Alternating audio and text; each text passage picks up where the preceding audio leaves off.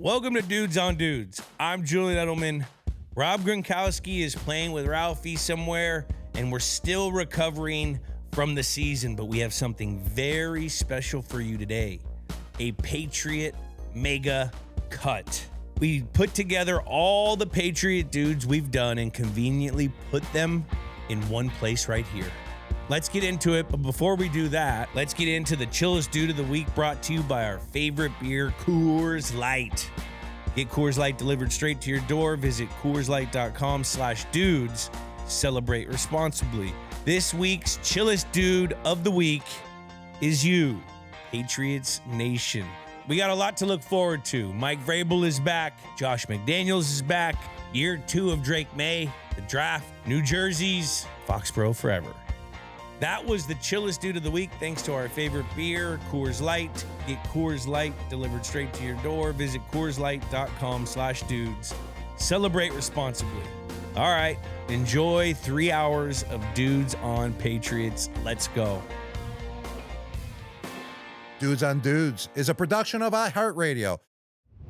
And we're going to start with a former player, a guy that everyone knows, a Hall of Famer out there. Guy that we played with. A guy that we play with on New England. On New England. About 2 years for you. 2 years for me. A quarter season for myself, my rookie year. 1 1/4 for me. But everyone knows who he is. Randy frickin' Moss. Please pull the picture out.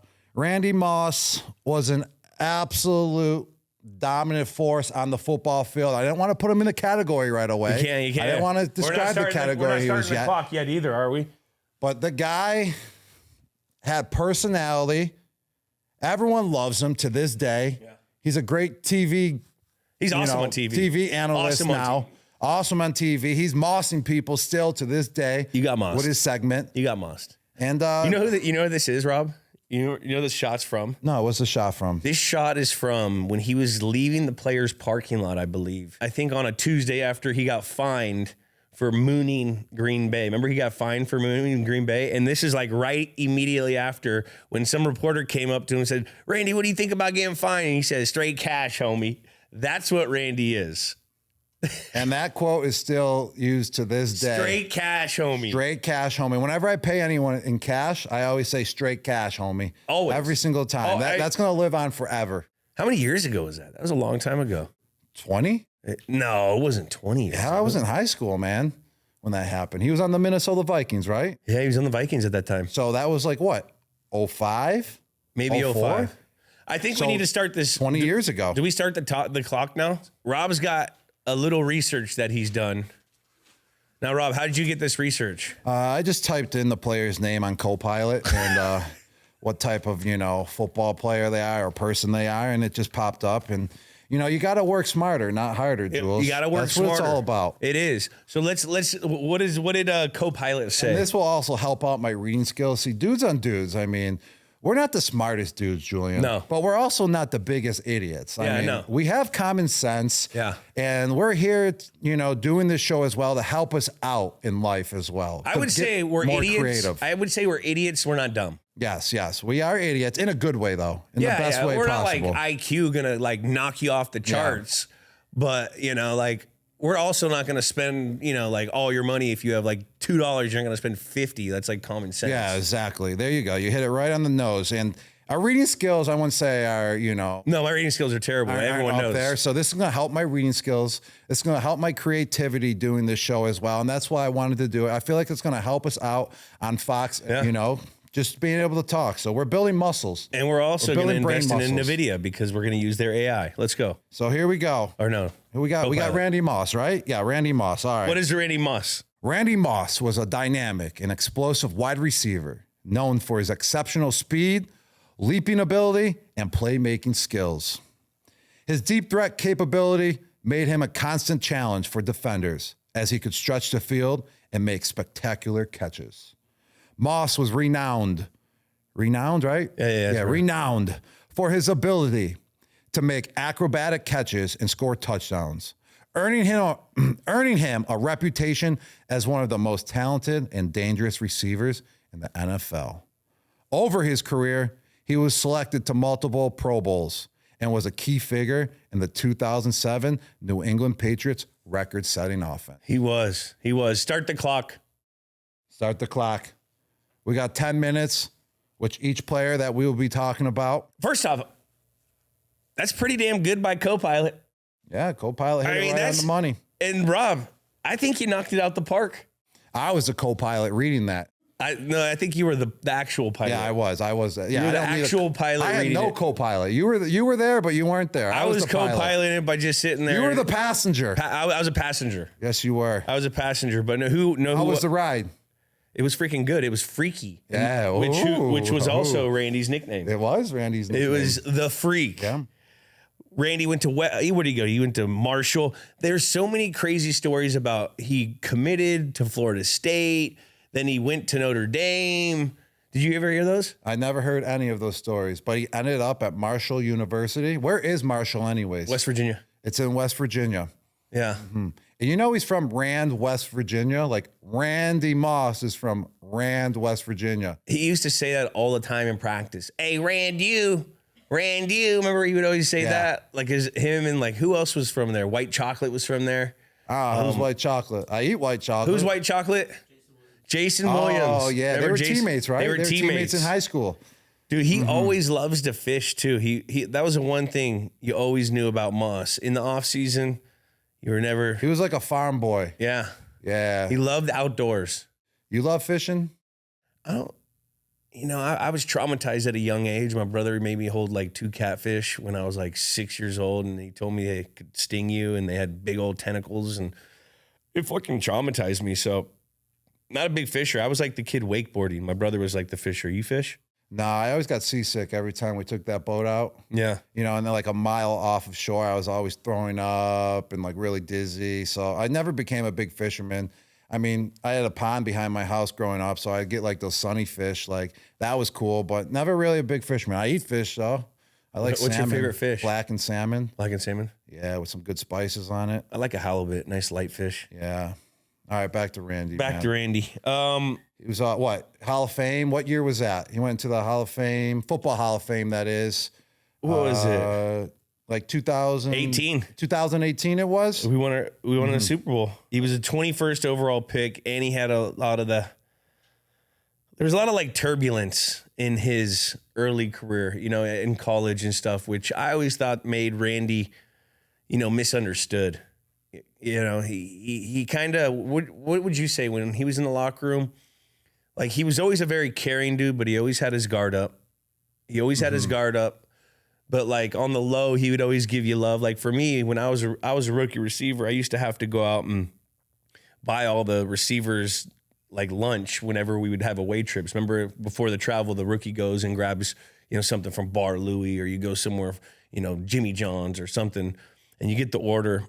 And Randy would always make me do it, but I was a 7th rounder, so I wasn't paid by any means, and guys would be giving you crazy orders. Randy would always throw me like $300-400. He'd pay for it and make me go get it. So like he was just always quite like, he would kind of get on me in front of people, but then when there was no one around, he'd always love me up and I think he was just putting that on there to make me accountable. Yeah, for the quarter year I played with Randy, I thought he was a great teammate, man. And like you said, I feel like he was misunderstood in the public eye a little bit. He didn't really care about, the glam and all of that. He just rubbed it off his shoulders like it was nothing, like it was water, man. But he cared about being a good guy, and he never thought he was too big for anyone else. I mean, Randy was the best wide receiver in the game at the time, maybe of all time.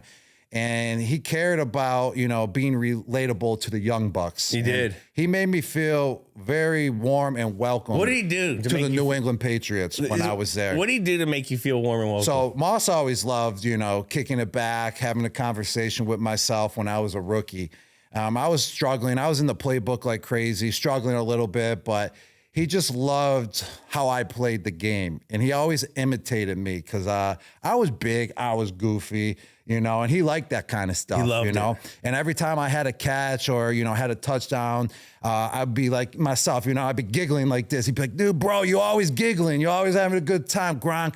Like, it's cool as shit, man. Cool as shit how you are, man. And I'd be like, it made me feel warm and welcome to be myself on the Patriots. And I'd be like, I always did that on the field. After a catch, I get up. Like, I don't know. Hyped. That was just me. I was getting hyped. And Moss was like, man, I like how you do this, man. I like that cool shit how you do that. Like, I'm going to do that after I score a touchdown. I was like, for real? He's like, yeah, I'm going to do that. So what happened? I think game number 2. Buffalo. Versus Buffalo, he scored like, you know, 40-yarder post right down the middle, like, you know, like Randy Moss does, because he's the fastest wide receiver I probably ever seen play the game. Freakish, you know, stride. It looked like he was going slow. He looked like, but he was just always passing people. And he was just gliding. It was like a jet ski on water, like on like flat surface, just gliding across 70. The water. Yes, and it didn't look like he was going 70. No. But he was going 70, maybe 80. On water, which is fast. Yes. So we get to the game, he scores that touchdown, and he starts doing this. Like, he's like, yeah, he's being Gronk in the end zone. And I'm 21 years old, and this is Randy Moss. Frickin' Moss imitating me after one of his touchdowns. And I thought it was the coolest thing. I actually never even shared that story with anyone. I'm talking like I never shared that story with a friend, a family member. It's just kind of known within the team, you know, within the team and the organization. So that's one of the coolest stories of all time, you know, about Randy Moss that I have personally. And he just made me feel welcome to the team. And he just made me feel like myself because he just loved how I was and how I played the game. And it was just a special moment, that's for sure. He fucked with dudes that worked hard. He did. I remember on Tuesdays, he would come in and do these workouts where he would do like side step ups, these like step ups, quick feet. And so I would jump in with them every once in a while. And he'd do all these medicine ball things where like he'd have like one leg on a medicine ball and do like a push up and, you know, is working your core. And so I would always see him do shit and then I would go do it. You know, I want to do anything Randy did, but like if he saw you working, he never really busted your balls. That's the kind of guy, you know, but if you were talking and you were a guy that wasn't hurt or something, like any of the Patriot like guys, you know, you're going to hear shit. You want to also know why I would say Randy was misunderstood a little bit? Because he was real. Yeah. And when people are real, people don't like that, man. Because like, real things can sound like assholey. Yeah, exactly. It sounds assholey. Like if he didn't want your freaking food, he's not going to eat your food. Like he just didn't want it, you know?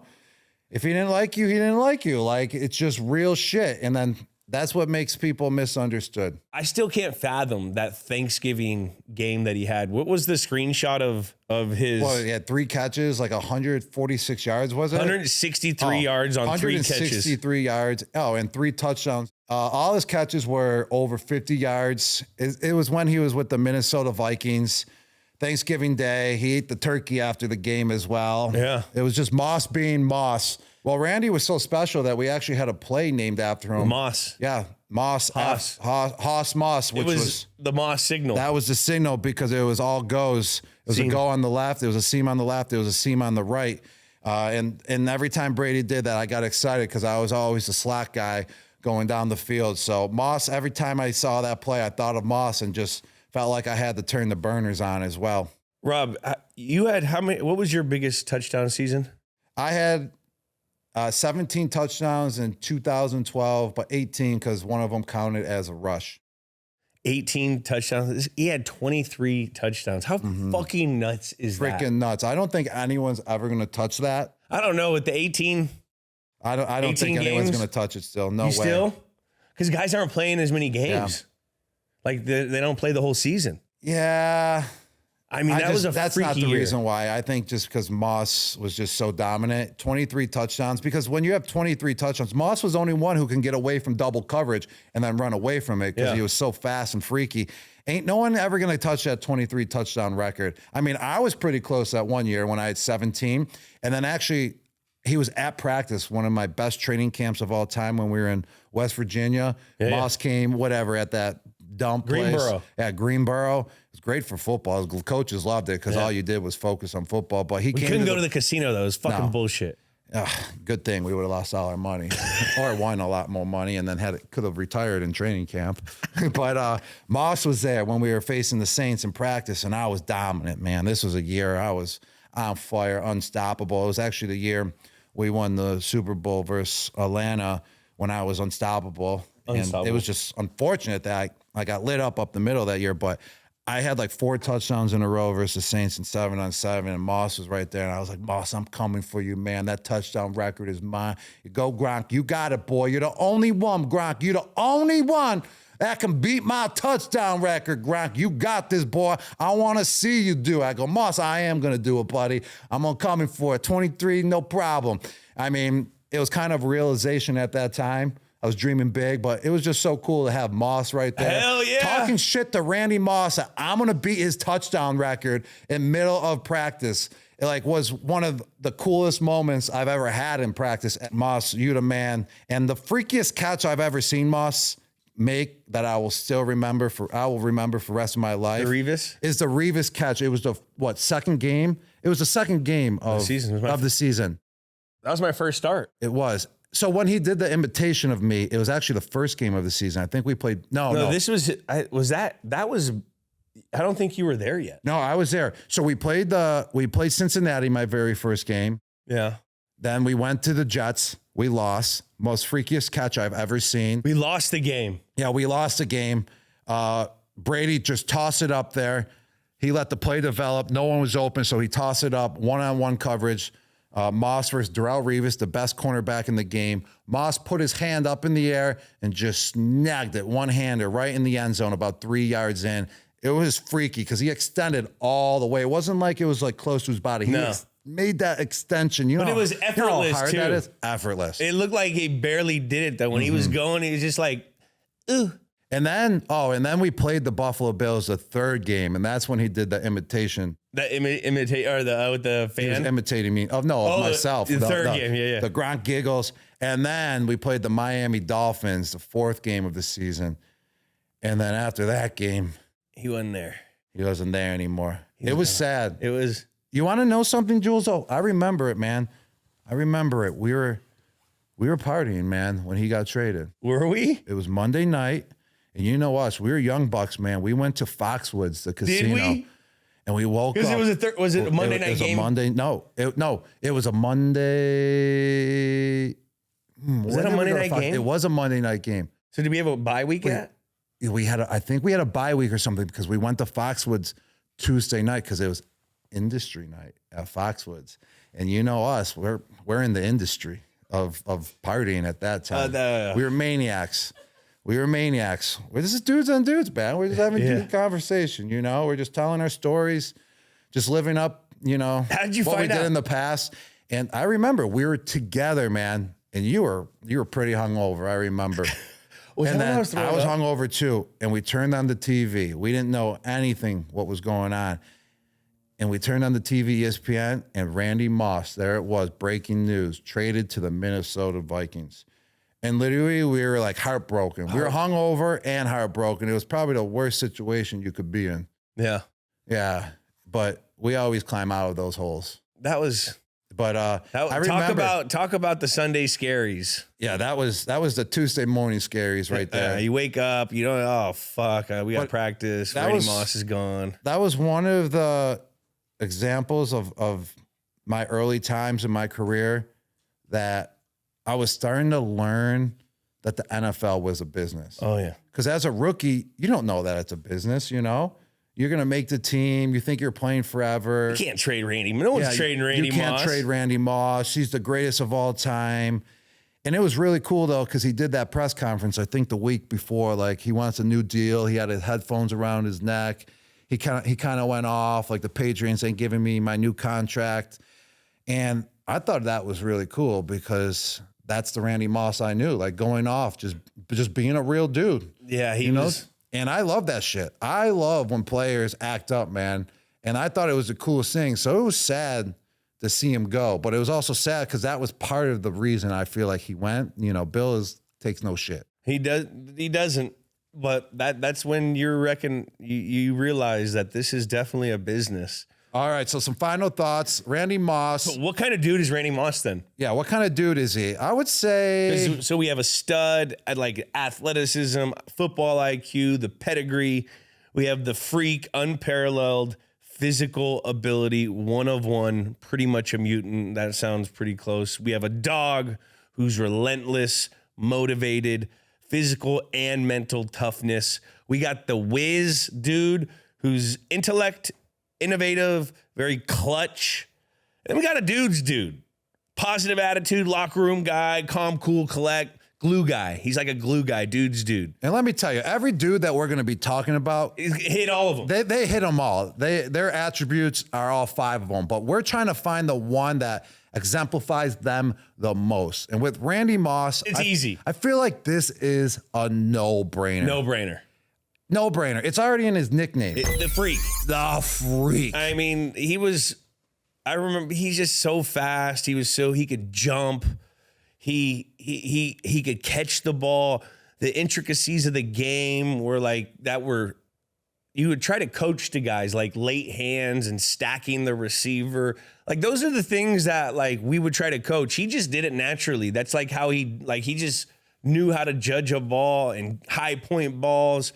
Like we literally have segments named after him going up and just mossing dudes. And the way the ability he had to just leap when he was running full speed. That's crazy. Is what made him so great, because he can have a defender on him, because defenders were just as fast as him. Yeah. Some of them were. Some of the DBs were. Don't let Randy hear. He'd be like, hey, man, get on the 200 Slate. All right. Slate, get on that 200. Remember, he used to challenge Slate all the time, He did. 200. But every once in a while, there was a guy that, was kind of covering him. But what did he do? He just leaped right over him like a frog and made the catch. And that's what made him so freaky. It's so crazy to think, like, when you're running full speed and you got to track a ball, your eyes are bouncing. Like, that's like some of the first things you see, like when from your like off-season training and you jump into like, start competing against guys. The first thing that you always have to dial in is the bouncy eyes. My eyes would bounce and I'm going like a guy to go full speed and be able to concentrate and then like effortlessly like a ballerina jump off one leg, go back, moss a dude over two. Like that's a freak. He's a freak. I remember, Jules, like, you used to always brag to me, Moss would do it, so I'm doing it. So, like, right after the games, like when you landed from a away game, he would go right to the weight room to get his workout in. Yeah. And you'd be like, Moss is doing it, I'm going to do it, Like, you copied everything he did. Hey, man. But I don't blame you, man. He's the greatest of all time. I would copy him, Tom, anyone who was around. I'm copying Wes. I'm copying. It's a copycat league. Yeah. All right. You loved your dudes. I love You dudes. loved hanging on your dudes. Well, that was one dude you wanted the dude on. You become a creature of the dudes you hang around. That's the truth. You become a dude of the dudes. That's why I'm podcasting now, because I've been hanging out with you, Jules, and you have your podcast, so I wanted a podcast. See, now it's just dudes rubbing off on dudes. So we did Randy Moss. All right, freak of nature. Freak. No doubt about it. He's a freak, dude. No question. All right, let's go on to our next. Bum, bum, bum. I'm sure we're going to go for more than 10 minutes. We've already went for more than 10 minutes. Who's our next guest, Tom? Wow. Who's our next guest, Julian? Our next guest is Thomas Edward Patrick Brady. Now, let's see what AI has what to say about TB. Two guys that know him pretty well. Let's see if AI knows him just as well. All right, start the clock. Let's see. Let's see if AI is really living up to the standards these days. Because these last everyone's saying. Last two, AI. All right. Tom Brady is a legendary NFL quarterback. Well, they're already wrong, because he's not a legendary NFL quarterback. He was an NFL legendary quarterback. Does AI know he's... Is he coming back? Is it AI? Wow, AI knows something that we don't know. Oh, You're God. right. AI is living up to the standard. Dolphins. Wow. Dolphins. Kyle Shanahan still wants him with the Niners, even though Brock Purdy is legit. Maybe AI is up to something right now. AI is up to something. It is. What does AI say? He's renowned for his record 7 Super Bowl victories and 5 Super Bowl MVP awards. Wow. Off the field, He is known for his disciplined lifestyle, Very disciplined. TB12 method. business ventures, .com/ business ventures, A lot of business ventures, owns teams, lots of teams. Raiders potentially coming up soon. and philanthropic efforts. A lot of giving back to the kids. Best buddies for a long time. Yes. And what about the kids he helped become superstars? Yeah, he helped us out too. Yes. We're part of that. Yes. That doesn't go in the philanthropy. That's Yes. not philanthropy, but No, we'll take that's that. his biggest philanthropy right there. All right, It was. definitely. Okay. Helping us kids out. He helped us All right. a lot. All right. Including his work with the TB12 Foundation, which you just mentioned, Joel. And TB12 Foundation. Brady's leadership, He's a leader. resilience, Guy's fucking resilient. and commitment. Come on, Jules. Is he committed? This guy is committed like no other. To excellence have made him an iconic figure. Is he iconic? Fucking, he's got aura. The most iconic. This guy's got aura. Iconic figure both in sports and infinity and beyond. It said Infinity Oh, Beyond. it says and beyond, but I added that little Buzz Lightyear, spectacle aspect into it. I like that. But I can't believe AI didn't. One thing that AI didn't get, this guy's his compartmentalization skill is fucking outrageous.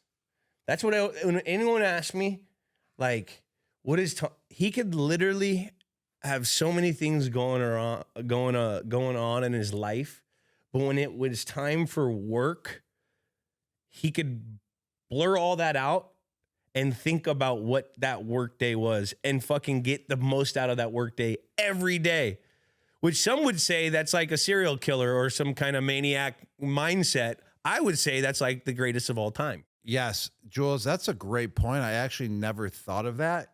Yeah. And that's 100% accurate. And that's actually contributes to why he was so great, is that he could ignore the Anything. noise. Whatever is going on out there, whatever the situation was, Make me better. It didn't matter. And he would use that anyways. He would use it as fuel. It would be diesel fuel. It would be normal fuel. It would Race be freaking fuel.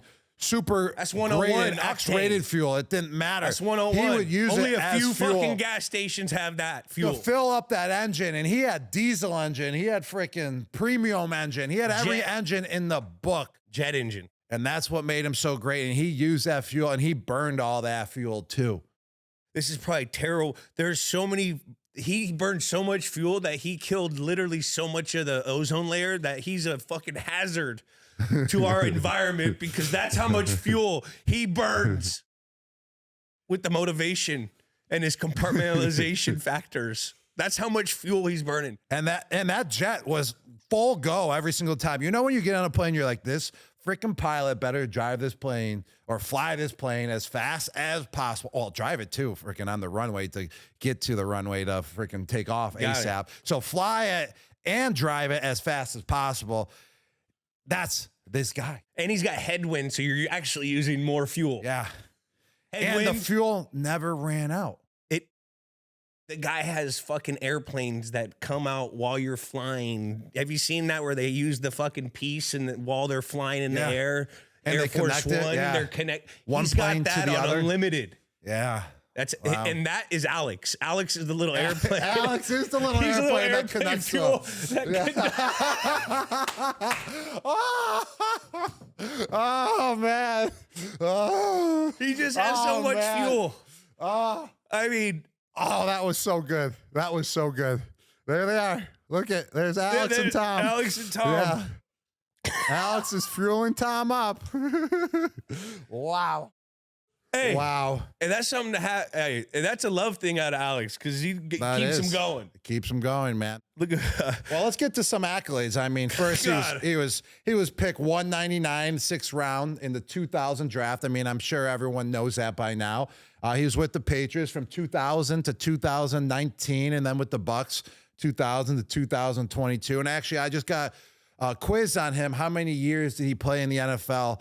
And it was right before I talked to him 2 weeks ago on Fox. Kurt Menefee asked me. We played a little live game. Hey, how well do you know your teammate Tom Brady? He goes, how many more years did Tom Brady play in the NFL than you? And I played 11 years, and I thought Tom Brady played 24 years. I actually got it wrong. He played 23 years in the NFL. So shame on me, but it was better to be over on that than to hit it right on the nose. But that's how many years he played, is that I just know it was so many I couldn't even keep track anymore.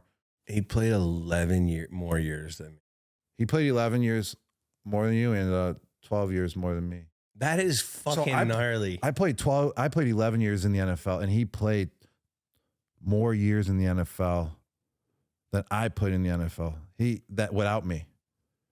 Does that make sense? Yeah. Yeah. Like I don't know what that's called, but that's a math term. Yeah. That's called that's called GOAT. That's fucking goat. Yeah. That's called jet fuel.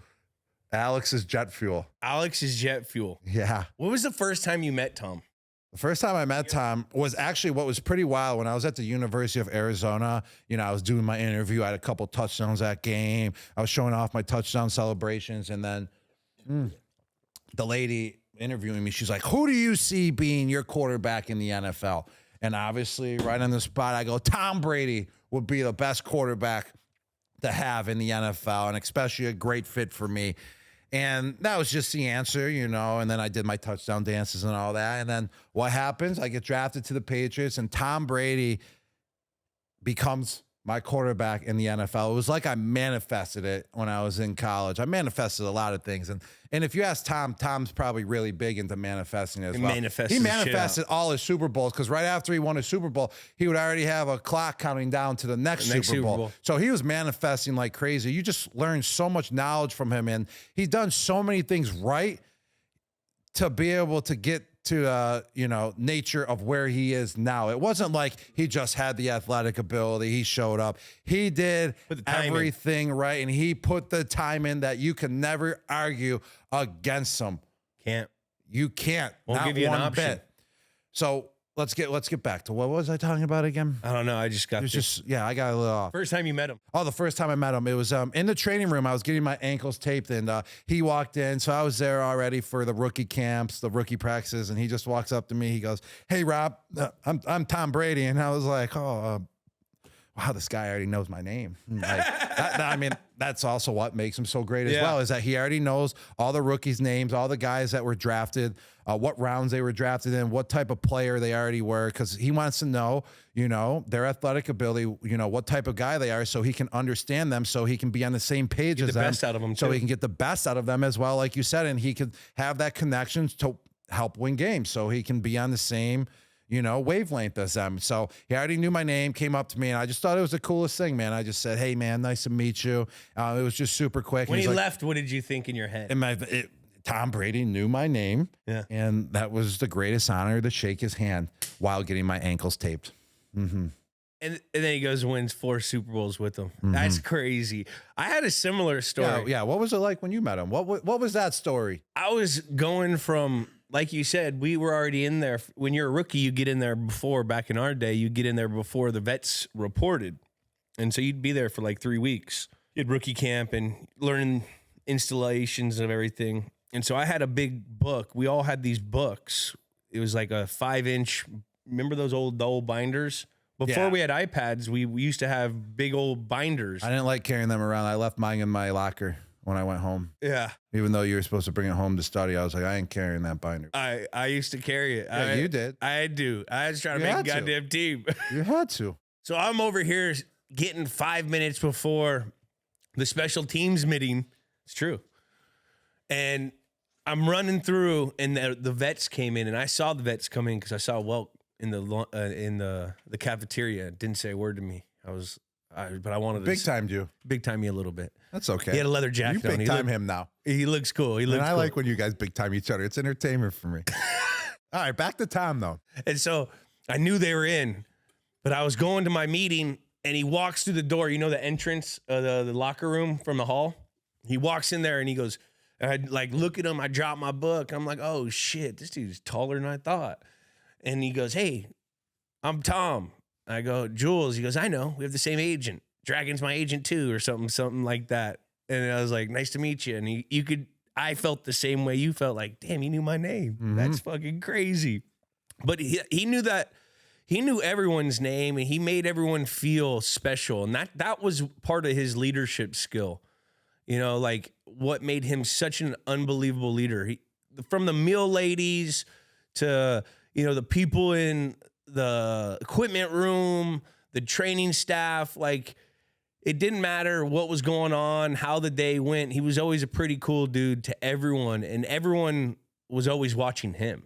You know what I mean? And that's when you're the quarterback of the team, everyone, no matter what is going on in your life, is watching that person and to see how they react to everything, the success, the failure. Your eyes go to that guy, you know, and he was the perfect guy for us, especially when we were young knuckleheads, to look at like, all right, this is how you have to do it. He gave you the example, and he was just a fucking... He gave us the blueprint on how to become a reliable, talented, you know, player that you needed to be to help the team win games. He gave us the blueprint on how to become a star out there on the field. He gave us the blueprint on how to make plays, how to go out there and have that mindset ready to go, and also be mentally and physically ready at all times on the practice field and on the game field. There's no doubt about that. And he didn't just give you the blueprint. He showed you the way too. Showed you. Yes, he showed you, hey, this is where I want you on this route. This is when you need to look at me. This is where the ball is going to be. Trained you.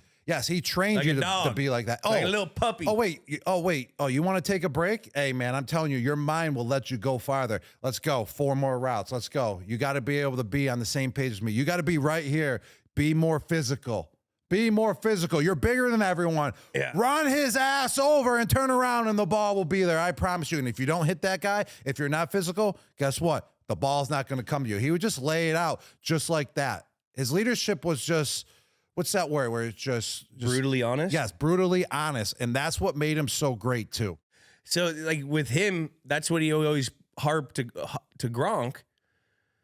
With me, I remember in those, because a lot of times we would get that coaching in the off season when we'd go fly out somewhere, we would throw together, you know, because there's times where you would do it. There was times where I would do it. He would always try to get his throws in with his guys. And for me, he'd always come up to me like, hey, I need you to be here. I need you to be like a boxer. You know, you can't just do what the thing shows you on the paper. You have to feel it out. You got to set things up with your jab, and then you use your right. You know, it's like a boxer. You got to be more savvy in your route running. I remember you saying that, and then he'd always say, like, you got to run like a fucking, you got to be able to run.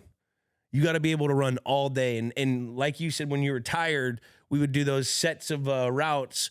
He'd make you do 3 or 4 extra ones.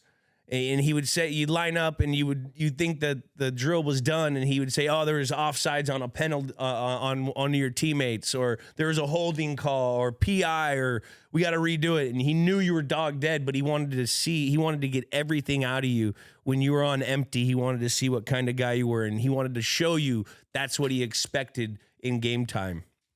And a word that you could have used in there as well that kind of sums it up a little bit is he loved a decisive route runner. Decisive. He didn't care if the paper said run 10 yards and run out. He didn't care one bit. He cared about being decisive on the practice field and taking that decisiveness and bringing it to the game field. He goes, hey, if you're going to run 12 yards, even though it's a 10-yard route, or if you're going to run 8 yards and it's going to be a little short, just be decisive. Let me know when you're going to break out. Let me know when you're going to break down so I can get that ball out and I can read you. I don't need you to have 15 steps where you're slow. I think you're going to go to the left and then you go to the right. Decisive. No, be decisive. If you're decisive, I will find you and that ball will be out and it will be right on point. That's what he said. What's the biggest misconception of him, you think? The biggest misconception of Tom Brady, I think, is that he's cool. Is that, yeah, he is cool. No, I think that's the biggest misconception. He's not that cool. Depends. That's the misconception right there. Because he's cool when he's comfortable. He's cool, but no. If he's comfortable in the situation. I think he's not cool when he's comfortable. I think when he's around us, he's kind of like a dork. Yeah, a little bit. And then to everyone else, he's the coolest guy, which I still think he's the coolest guy ever. Yeah. But then when you have him around, you're like, he's really kind of a dork. There's some situations where, you know, if he's comfortable, he's more himself. Yes. Yes. And he's more like, you know, like dad jokey. If he knows all the cameras are shut off, like he can finally just have some he's kind of time dorky to be Tom. Yeah. He's kind of dorky. Okay. I like this. But you need a little I like dork this. in your quarterback. You do. Oh. Mostly all quarterbacks are a little dorky, and Yeah. that's what makes them quarterbacks. I mean, not all of them, but I'm saying it's kind of like just a trait what quarterbacks have. But a little bit, just a little bit in them. he is cool, but he's a little dorky. But you just said he's not cool. No, I said the biggest misconception.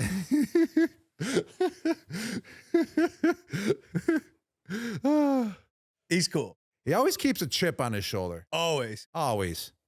That's not a Intense work misconception. ethic. I think everyone knows Intense that. work ethic. I know, but I'm just giving some facts about him. What else is a misconception? That he's not clutch. No, that's not even a misconception. Everyone knows he's clutch. yeah. That's Yeah, I just wanted to try to throw you off, Jules. How about this guy also played baseball and got drafted? Yeah, by the Expos. Montreal. Yeah, no wonder why he didn't go and play baseball. The Expos? I mean, they have a cool hat. They do got cool colors. They're gone though. They're not even there no That's more. what I mean. That's why he didn't want to go there. He's like, oh man, my legacy, I go there. The team's going to be gone. That means I'm going to be gone. I want to last forever. I'll go to the New England Patriots instead. Yeah, he was in high school when he got drafted. He went to the same. He went to the same high He school. was going to the Patriots. Yeah. He went to that. I remember, well, we grew up in the same area. So he went to the same high school as Lynn Swan, Barry Bonds. There's like so many really good athletes that come out of that freaking school. Sarah, it's an all boys school. What was the moment that Tom made you the most annoyed? Oh my God. When I would return punts, like I remember my rookie year, it was the freaking preseason game.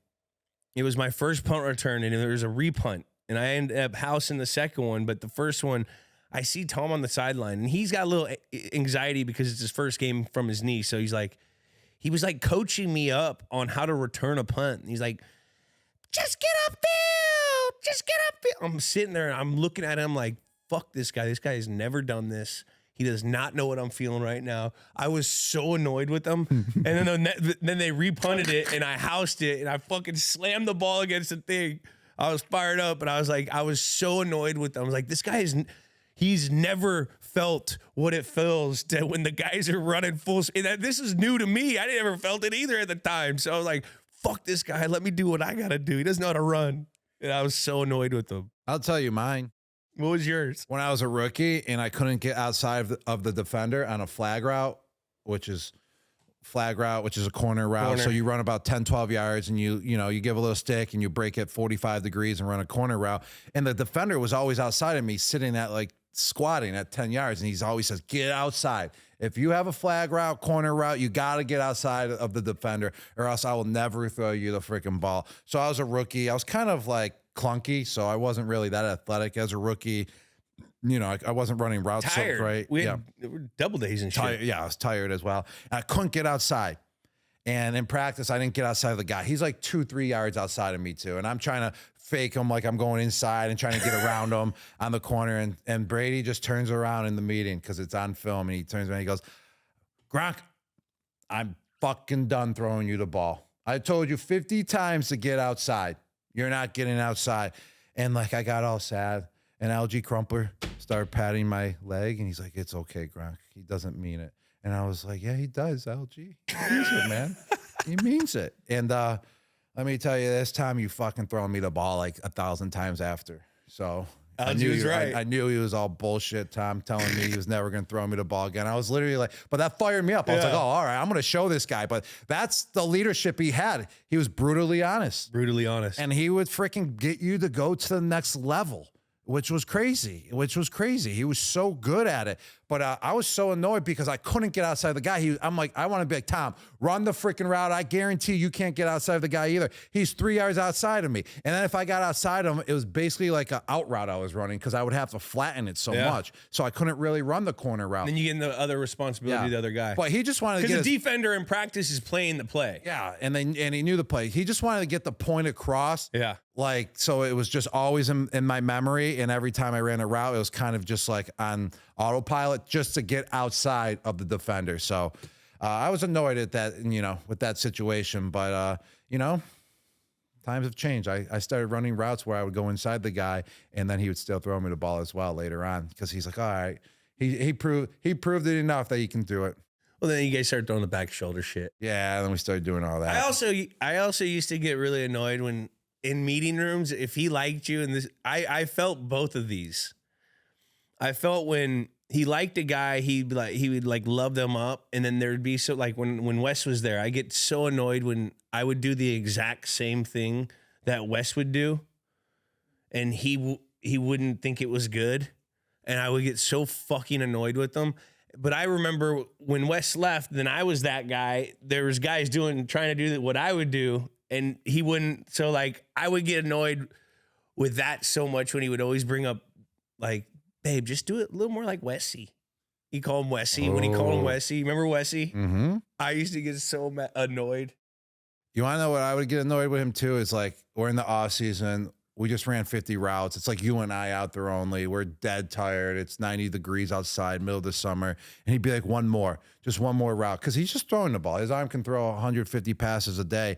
And we're running freaking 50 routes. And he'd be one more. So then we would run more. We give it our all. And we're about to throw up. It's middle of the summer. We probably are hungover. He has no clue what that's like. He used to. We didn't get to see him, though. And then he became lame.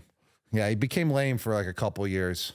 Nah, he back in the day. Right. I guess he wasn't lame. If you're saying he's not lame, he was lame. Okay, say it, Jules. Well, no, he was lame. Yeah.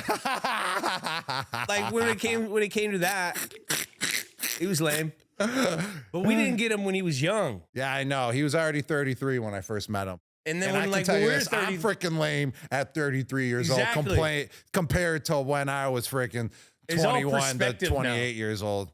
You're right. Because when he was 23, 24, he was the best chugger on the team. He was. Like he was a dude's dude. So back to the story, like he'd be one more, and then you would run one more route, and they'd be like one more, and then you just be like, Tom, I'm not effing running one more. I just ran 50 routes. One more, bud, one more. You want to get better? One more, and then it'd be like 15 more routes, and then finally it was the last one. And it was 50, and then you get to 75. He's like, he just wanted 75 throws. Yeah. He wanted 75 throws. Whatever Tom says, you do. You got to. 100%. I remember those days, man. That's what made us great, though. What was the moment that like you felt like you truly gained his trust and that he could rely on you? Even if you mess up again, he knows that you're still reliable. You know what I'm saying? What was that moment? What was that catch? What was that play? If it was a practice or if it was a game. When Wes left. Well, because he loved Wes. You just were not playing when Wes was there. Yeah. Okay, Jules? No, but you couldn't have Tom Brady's trust when you were on the bench. It was when Wes left. He didn't like bench players, okay? He didn't like it. It was when he left. He had to trust me. He had to. All right. And then it was week 1 and 13 where we played Buffalo and we went out there and we won. I had 2 touchdowns. And that's when I felt like, all right, because we had some spurts where Wes would get banged up and he wouldn't play, but he didn't like trust me until you had to be the guy. Yes, and then he truly trusted you. And that's the situation though. He doesn't really trust a guy that he's not able to throw to. You just got to see 15 times a practice. Yeah. He has to see it. He has to do the repetitions with you in order to truly gain your trust. And it doesn't happen overnight. No, he gains your tough. trust and you gain his trust as well, just over time. Over time. I would say my situation was when we played the Chicago Bears on the one-on-one Panther route when I was going. Was it in the snow? Yeah, versus Brian Urlacher. And he wanted to gain my trust. He wants to see me be physical. That's what he always emphasized to me. Be fucking physical, Gronk. You're 260 pounds. You're going versus 180 pounders or linebackers that you're still bigger than. Be physical. And this was the play, Panther out, 1-out run. I run into the end zone, kind of hit the guy with my shoulder, then turn around, and the ball will be right there. Because when you're physical, it pushes the guy back a little bit. When you use your shoulder, you turn around, then there's that little ounce of separation, and Tom can see that. He can see the field. He can see all the separation in the world. Sees it. He sees it. He can see every little detail that's going out on the field. And when he sees that little detail in that route, with the physicalityness, he knows that you're going to be open. There's going to be a little window. I hit Brian Urlacher. We practiced it and that Friday. And he says, I want to see that in the game because I ran it great on Friday. So the game comes, one-on-one versus Brian Urlacher. Give him the shoulder, turn right around. The ball's right there, nice and low, where it's always supposed to be in the red zone. Boom, catch it. And ever since then, I gained Tom Brady's trust right there and then on the spot, which was one of the greatest moments of my career. Yeah, I remember that. It's you had to see it. That's what makes him. He's a dog, man. He's an assassin. He is an assassin. What's your favorite Tom memory? My favorite Tom memory is actually, this is one of my favorite memories of all time. When we were playing the Indianapolis Colts and I ran that 5-yard out route, caught it versus Dequel Jackson. I did a little spin move. He kind of fell, did a little split. It was like very great route by me and great after the catch too. And then I'm running, I'm going, there's a couple other guys and here comes Julian Edelman. Kaboom! Just absolutely levels Adams, the safety, gets him out of my way. I'm like, thanks Jules for the block, You jump and then I'm running into the end zone. I jump over Butler. Yeah. DB. Yeah, DB. What's his first name again? Darius. Darius Butler, who was previously on the Patriots, and then he went to the Colts, and now he's doing a great job in the media. Yeah, kills it. McAfee show. He's doing a great job. So shout out to Darius Butler. But I jumped over his ass, made me look good. Flipped into the end zone. I looked like an athletic 180-pound wide receiver, and then this was the moment. One of my favorite moments with him. Tom loved the route, loved the catch, loved your block. He was so pumped up. He ran full speed from the 30-yard line, and probably because I got him a touchdown on a play where it never should have been a touchdown. Yeah. And he came running full speed and jumped on my back and went for a ride, man. He was like a pony on a horse, man. I brought him for a ride, man. I was carrying Tom Brady around in the freaking end zone. He was pony on my horse, back. Baby. He was on my back. Put the pony on the horse's And I brought him back. for a ride. I was waiting for him to drop that quarter in so the ride can keep on going. Yes. I didn't want him to get off. I was like, Tom Brady's on my back. Like what else do I need in my life? Oh my God. Yeah, and it's one of my favorite pitchers to sign to this day as well. I don't think he ever signed it. It cost like $5 billion to get him to sign a pitcher. So I always sign the pitcher of him on my back. And I'm waiting for that pitcher to be worth a lot more money once he signs it but he hasn't signed it yet. Man, that was a fucking fun play. That was a fun play. Thank you for that block. Oh, you leveled it. Adams. He's talking in the... He's a good safety too. We was used tough. to battle. He was with Denver a bunch. He battled us a lot, man. A lot. He brought it too, and he wasn't scared. He was good. Yeah, there it is. There's the picture right there. There Oh, it wait, is. it's signed. There it is, man. He's going for a ride. I'm still waiting for those quarters, Tom. Oh my gosh. There's Tim Wright right in the back too. We won the Super Bowl this year, didn't we? Yeah, we won the Super Bowl this year. Yeah. Yeah. I think it was. Who-Man was a tight end as well on the team. Who? We had Tim Wright and Who-Man. Oh, I love Who-Man. All right, what was your favorite memory, Jules? My favorite memory was when it kind of that 14 when we hit that route. He came up to me afterwards and he goes, "That was a championship route, man." And it was just nothing crazy. That's special. And he goes, "That was a championship play, man." And then we didn't win the game yet. You're making me want to tear right now because him saying that's a championship route, that's a championship play, that means a lot. Yeah, and then afterwards when we won, that was when he got 4.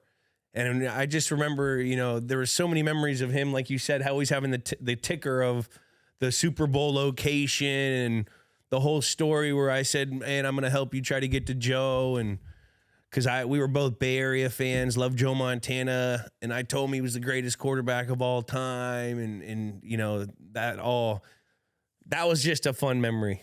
There's so many. It's hard to fucking do one. What kind of? All right. I mean, I'm gonna start crying. I know. Me too. There's a lot of memories with Tom. It's just great to see him. He's doing so good in the broadcasting booth.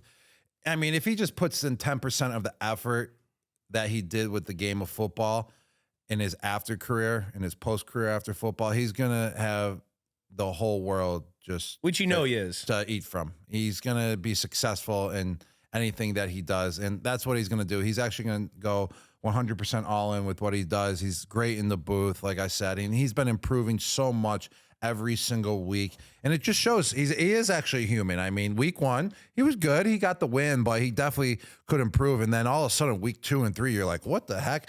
How did he just go from being like a rookie quarterback to a veteran quarterback in 1 week in the broadcast booth? Yeah. So just shout out to him. I mean, he dedicates himself and he works on his craft like no one ever has before, and that's what makes him, the greatest at everything. He cares about making the people look right that give him opportunity. Mm-hmm. He does.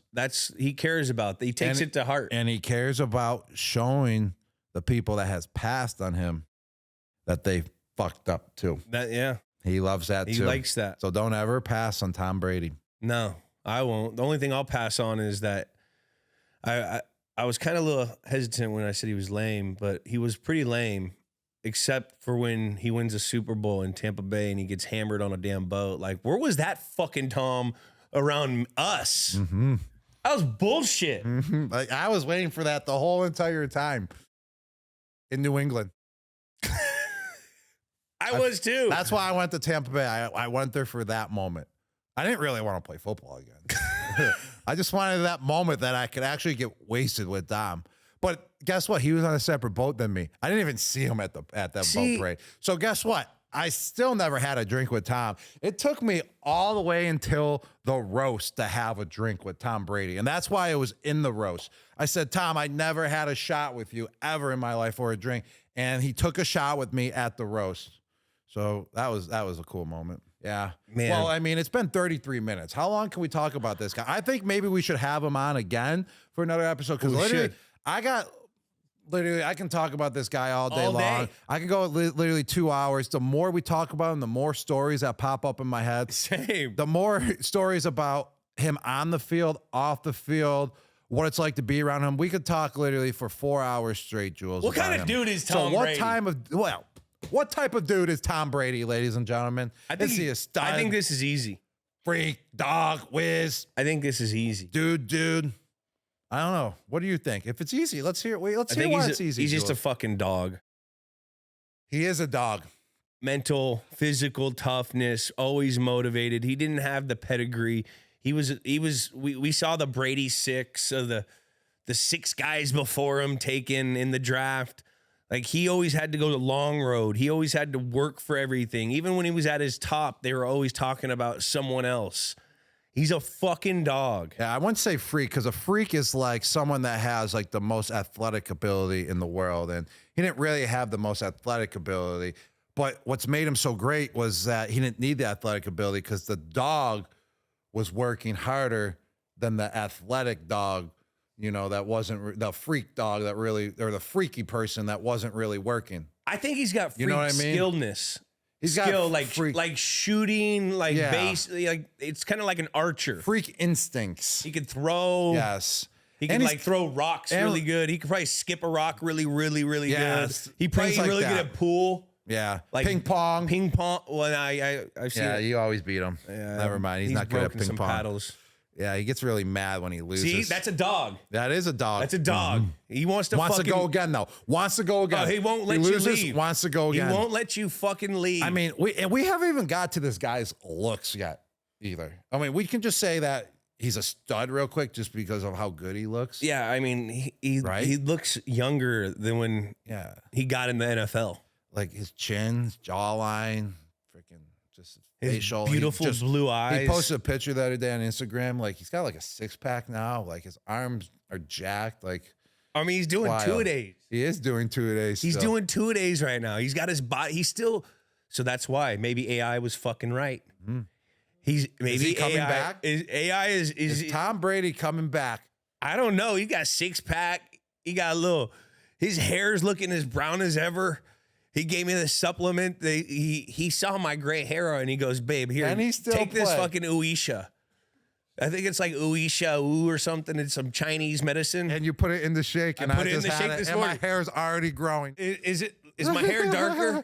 That's why I don't have a hat it on the show. darker? I wanted to show off my hair because I my had hair the darker? Oisha product. It's like I don't know how to pronounce Uiashi? it. It's Uishi? Ushi. I got hair. I don't. It whatever it is. Look at how good his hair looks. He's just a good-looking guy. Man, he's a dog. All right, he's a dog. He is a dog. It's official. Tom Brady is a dog. Man, we could talk about him forever. Forever. What dude do we have this moment? Here we go. AI summary. Oh, we have a coach here, Jules. Coach?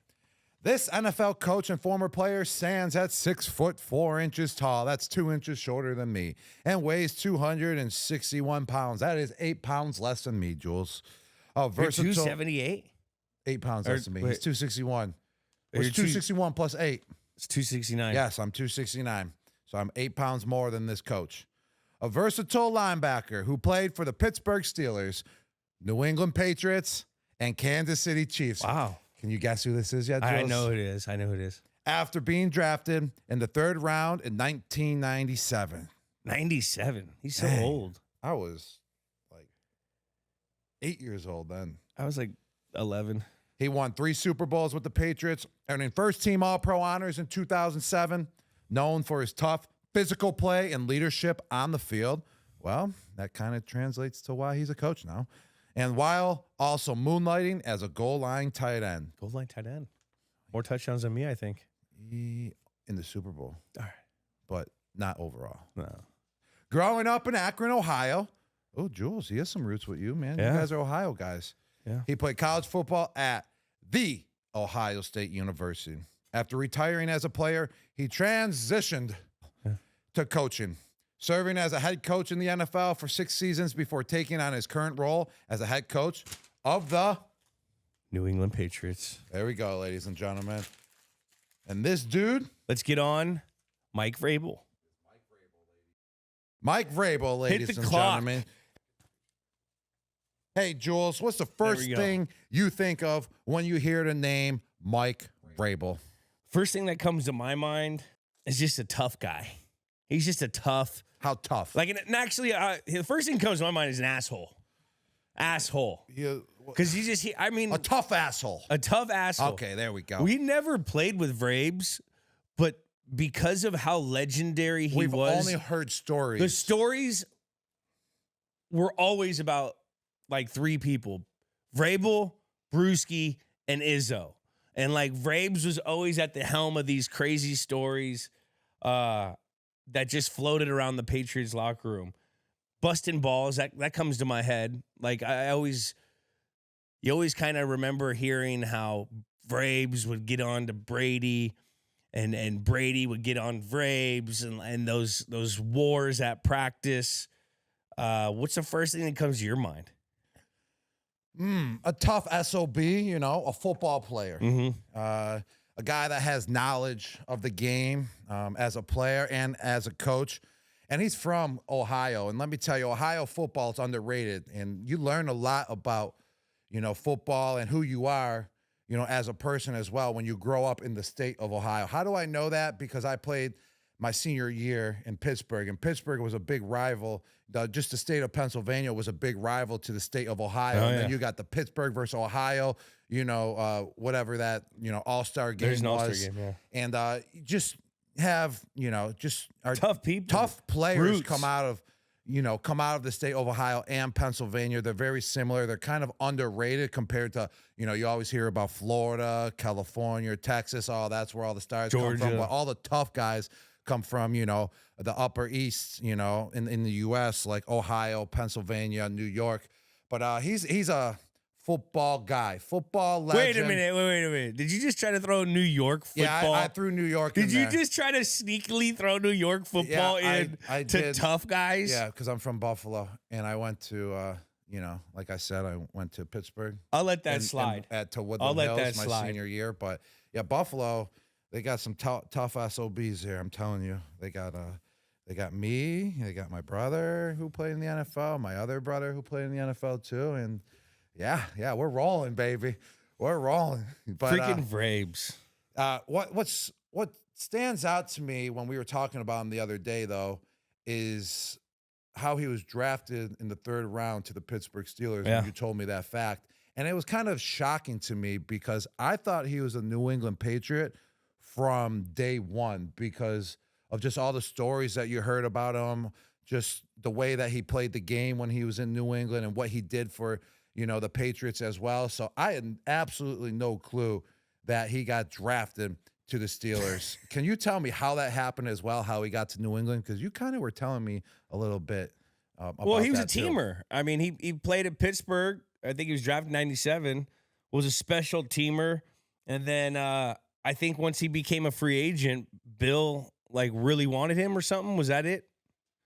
Yeah. So why does Bill have this nag of just finding these white dudes that just want to play football, just work hard, and they're not so good at the moment? And then he just blossoms Just them. I think there's a guy guys. sitting next to me like that.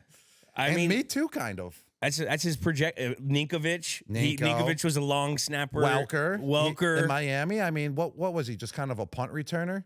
Yeah, but I Miami think at he the had moment? 70 catches. Oh, He had a big year. He had a big did. year at Miami. Not like a huge year like he had in New England for all those years, but he had a decent, solid year in Miami. No, but yeah, Mike was the guy that Bill always used to reference. You think you're smart. You're not no Vrabel. And that's when you know someone's a smart football player is when Bill's referencing him in motherfucking you. Mm-hmm. That was always kind of one thing that stuck out. And then just hearing from Jimmy Whalen, the training staff, on how Vrabel was in the locker room, held court. It was him and Willie Mack and Brew. There was the holy trinity of guys that everyone had to walk through that kept everyone accountable. And I'm really, I'm pretty excited. I'm excited for this new generation of Patriots. Now, with that said, I still think the whole Mayo situation, that he got the short end of the stick on this. And I feel terrible for him. And I think he's going to do well. But, that really wasn't set up to really succeed. Not at all. I think it was a little bit unfair, but shout out to Mayo because he's a great coach. He knows the game of football tremendously. And, I just think that it wasn't set up properly for him. And I feel like he's going to have some success in the future, you know, with another organization and possibly be another head coach down the road, once he gets his foot back on the gas pedal. But Vrabel coming in now,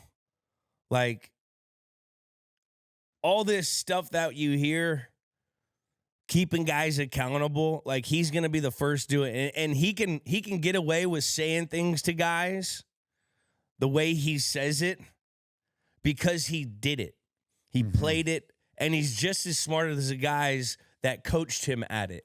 Mm-hmm. So, when you have all those things, and he's a burly motherfucker. He's a big man. When you shake his hands wrap to your wrist. He's got big-ass hands. Strength.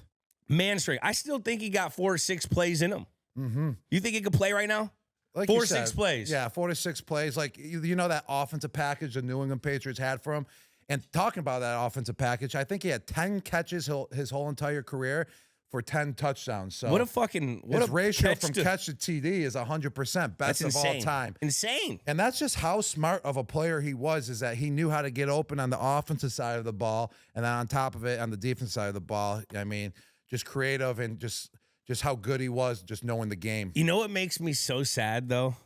What's sad? Because what makes you sad? Now you're making me sad. No, it makes me sad because we always hear about the stories about Brady when he was the young guy on the team, and how Vrabel and Brewski and all these guys used to motherfuck him, and it was picked on Tom and picked on him. It was a completely different Tom that we played with. So you couldn't. There was only a couple guys that really could jaw with Tom. But everyone was so scared to do it. And Tom would be hungry to jaw with people, talk shit. But, everyone was so scared to talk shit to Tom because he was already Tom by then. It almost makes me man, I wish we got to see him in those early stages where you were more kind of part of the boys instead of him being, the older brother guy figure. You understand? And Vrabel was like that older brother figure to Tom. Yeah. And we didn't get to see any of that. We got to see the Tom where he was our older brother.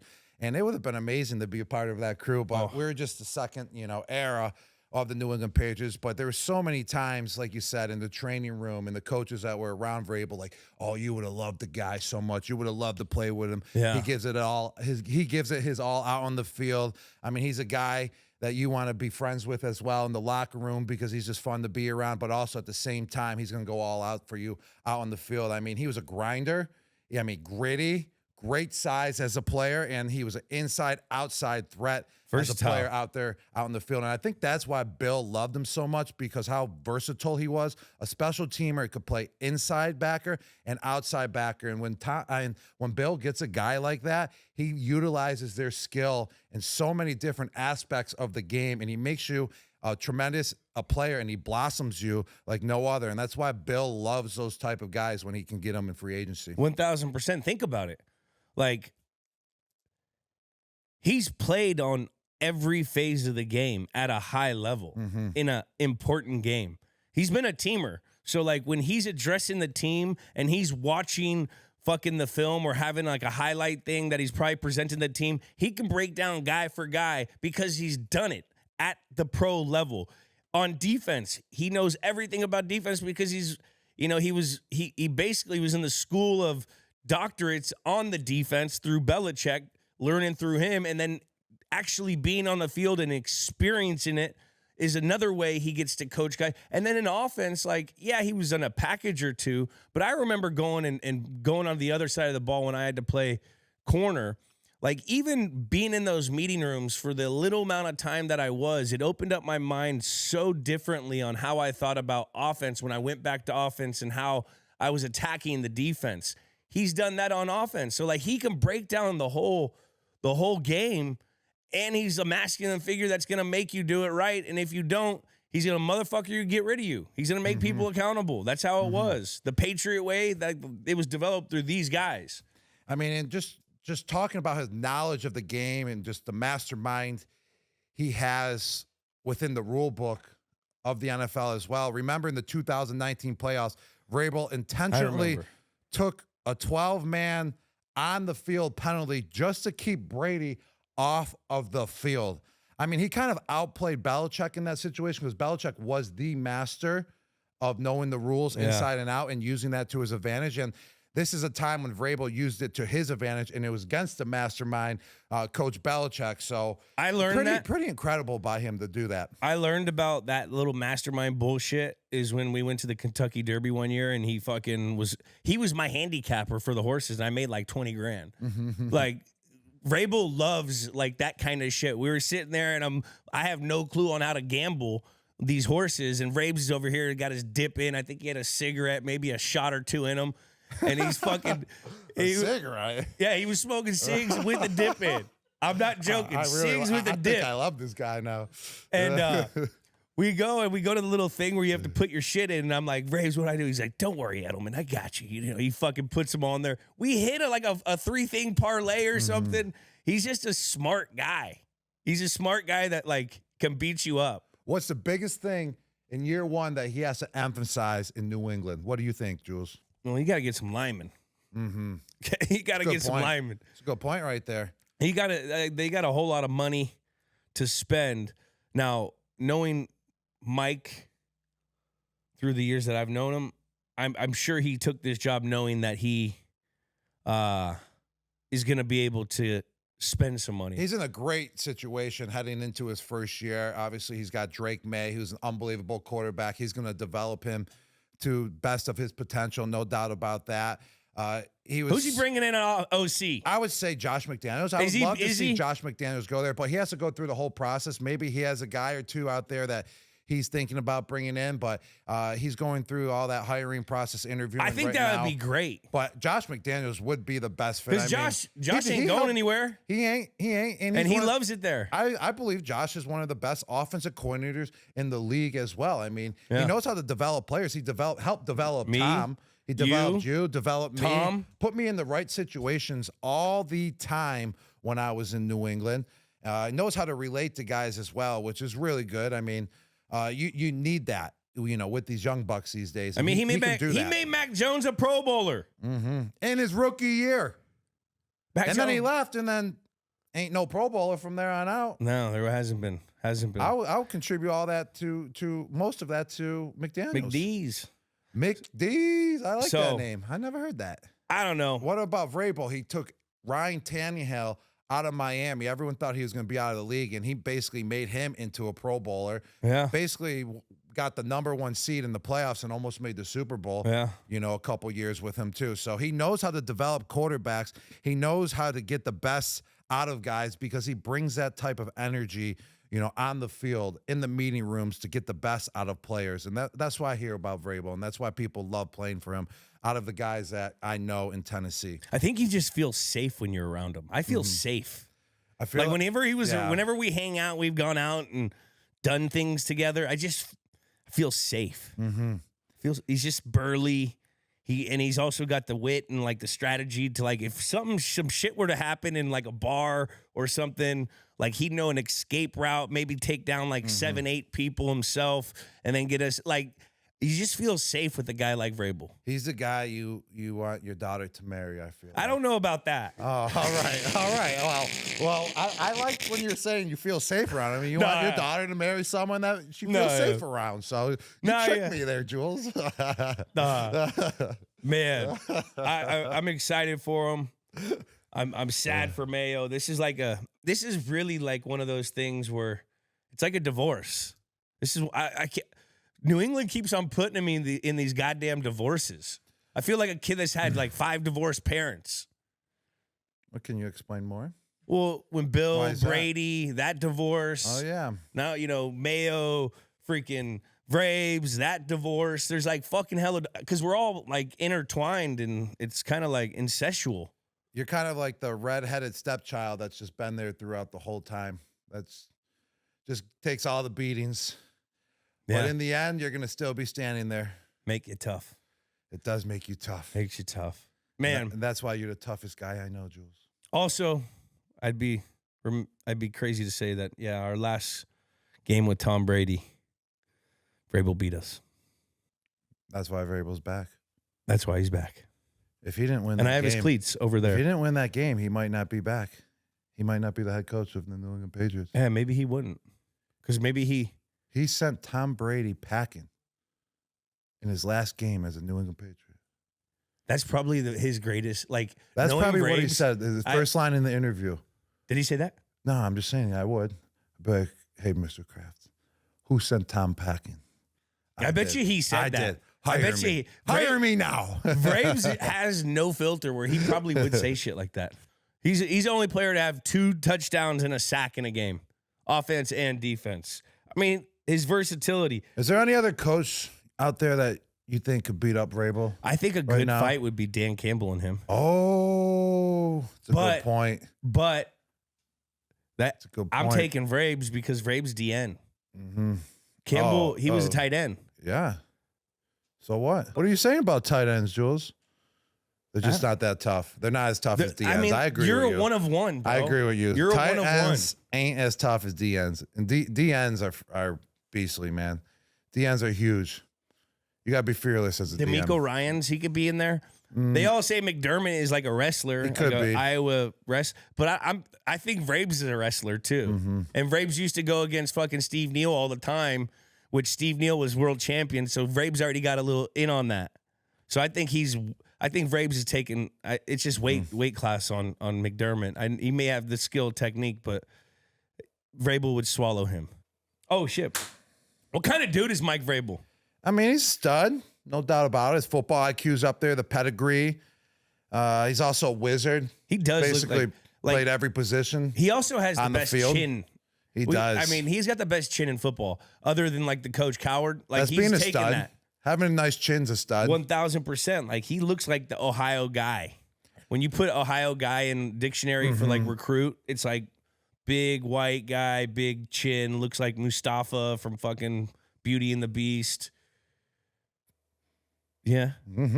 I never seen Beauty and the Beast. Or is that one? So I don't know. Gustav. You know. Gustav or something. Yeah. Never seen it. Freak. I mean, he had like man strength. That's what everyone always talked about. His man strength. Dog. He's definitely a dog. No doubt.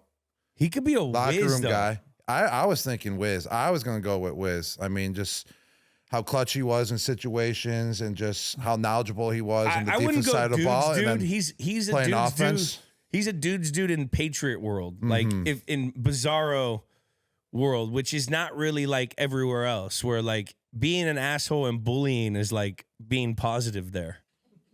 So, you know what I mean? That's positive because it makes you accountable. So I wouldn't put him in the overall category of dudes do. I would go on 3. What do you think? Let's go on 3. 1, 2, 3. Wiz. He's definitely a whiz. I mean, special teamer, knows that game inside and out. Defense, I mean, he clearly played defense, was one of the best out there, one of the toughest, and then knew what to do on the offense side of the ball too, scoring touchdowns. He's a whiz. And then also He's a whiz. the fucking Belichicking the Belichick with the timeouts. With the 12 men on the field. 12 men on the keep field. Brady and off the field. You know? So Wizard. he's a whiz. Next, our next guest, though, I think we should go over to the Alabama side. Yeah, we're fair. We're fair. We're very fair. This guy, though, was never fair on a goal line play, or he was never fair on a 2nd and 10 in the Super Bowl or 2nd and goal in the Super Bowl, where he had to make a life-changing play to create and tackle Marshawn Lynch. This guy had the hugest calves I've ever seen. Next guest, Dante Hightower. Dante Hightower. Dante Hightower. Julian, even I know it's Dante. I'll get into it after AI. And what's AI have to say about Dante? Because we know him. Is the AI synopsis. Obviously, I'm improving my speaking skills because I couldn't say synopsis on our very first episode, Julian, and now I can. So this is what's so great about Dudes on Dudes is that we're getting smarter as well, being complete dudes overall. Synopsis. All right, here we go. The synopsis on Dante I'm gonna use Hightower. that this week in Fox. He's a former NFL linebacker. Start the clock. Dante Hightower is a former NFL linebacker known for his leadership and versatility on the field. A 2-time Pro Bowler, Hightower played his entire 9-year NFL career with the New England Patriots, the same amount of years I played with the New England Patriots, 9.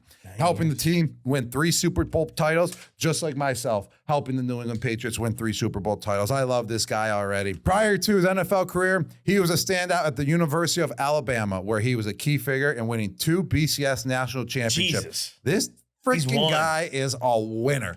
That's all I know. 5 championships at the highest level, 2 in college, 3 in the NFL over what? Over a 13, 14-year period? Guy wins. Ridiculous. Winner, chicken dinner, that's for sure. Born and raised in Lewisburg, Tennessee. Oh, the Vols must not like him. I know, that's crazy. I don't know why he didn't go to Tennessee. Wow. Maybe he didn't want to go to Mayo's footsteps. Oh.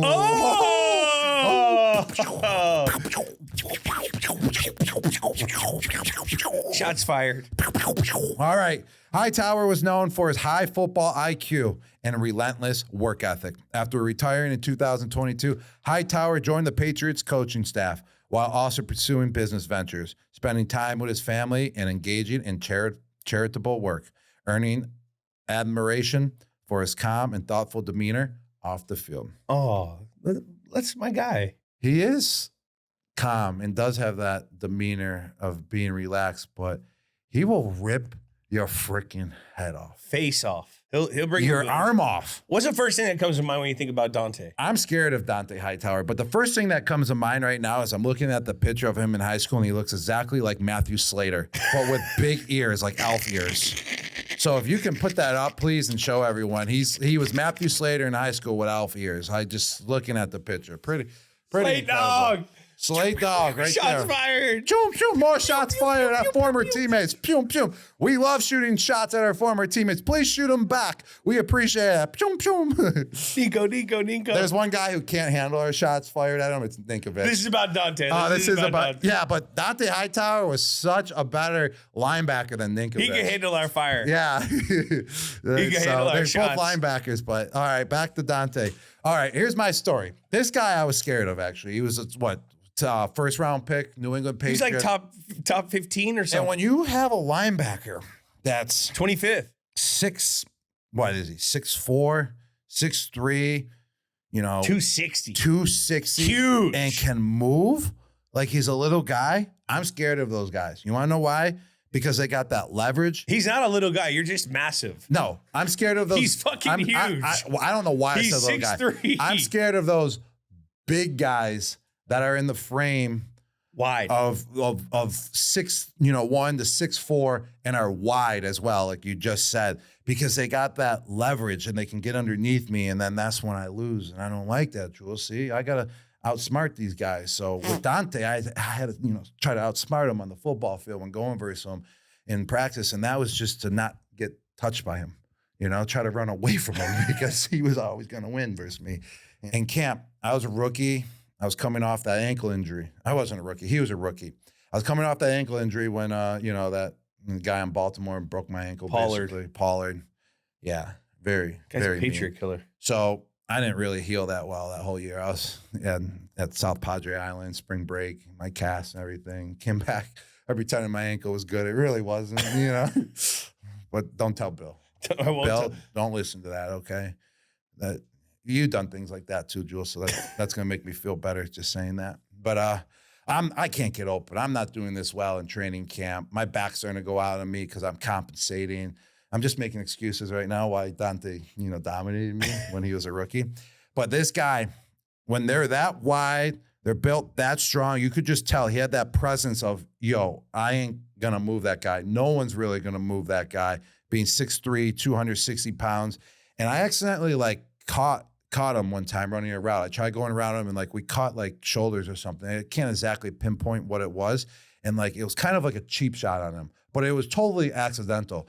And it wasn't a chip. It was he was at the linebacker position, kind of stepping up for the run. And we kind of ran into it. I think I kind of face masked him or something and then yanked it a little bit. He turned around and he was furious. He was vicious. And what was his face like? Oh man. He took it to a whole nother level the next play versus me, and I literally learned I will never piss off Dante Hightower ever again. You got to piss off. You must have did something crazy because I never really seen him pissed off. Yeah, he was mad, man. He was mad. The guy's a freak. You can't really block him in the run game. You can't really stop him in the pass game either if he's rushing at you because he can move so well. He can get around you or he can bull rush you. So the guy, man, freak of an athlete, no doubt about that. And I swear, if you go to a barbecue with him, he'll eat 15 pounds of ribeye steak and brisket. He can eat? Burgers. Where'd you see him eat? Whenever at those team outings that we have. And it turns into muscle right on the straight spot. muscle. Yeah, you know how the Wolverine character or whatever and the Hawk, they just, in those movies, whatever Jack. they do, they just, turn into the creature that they are. That's what he did when he ate that food. He just turned into Dante Hightower. Dude, well, I mean, his nickname was Zeus, which is huge Greek guy. I remember, really, he was a rookie, and I was already telling him that he's going to sign a $100 million deal at the middle linebacker position. Did you? Yeah. How'd you know? Because I was facing versus him. I'm like, this guy freaking good. He good. He can move, he can cover, he can, stop the run. He can do it all. I mean, and he's scary. He looks like the Predator out there because he has dreads. Early in his career, he didn't, but when he got dreads and you're that big and wide, Dante looks like he has two houses for calves. His calves are so damn big. He has the largest calf. I used to tell him that every day I walk by.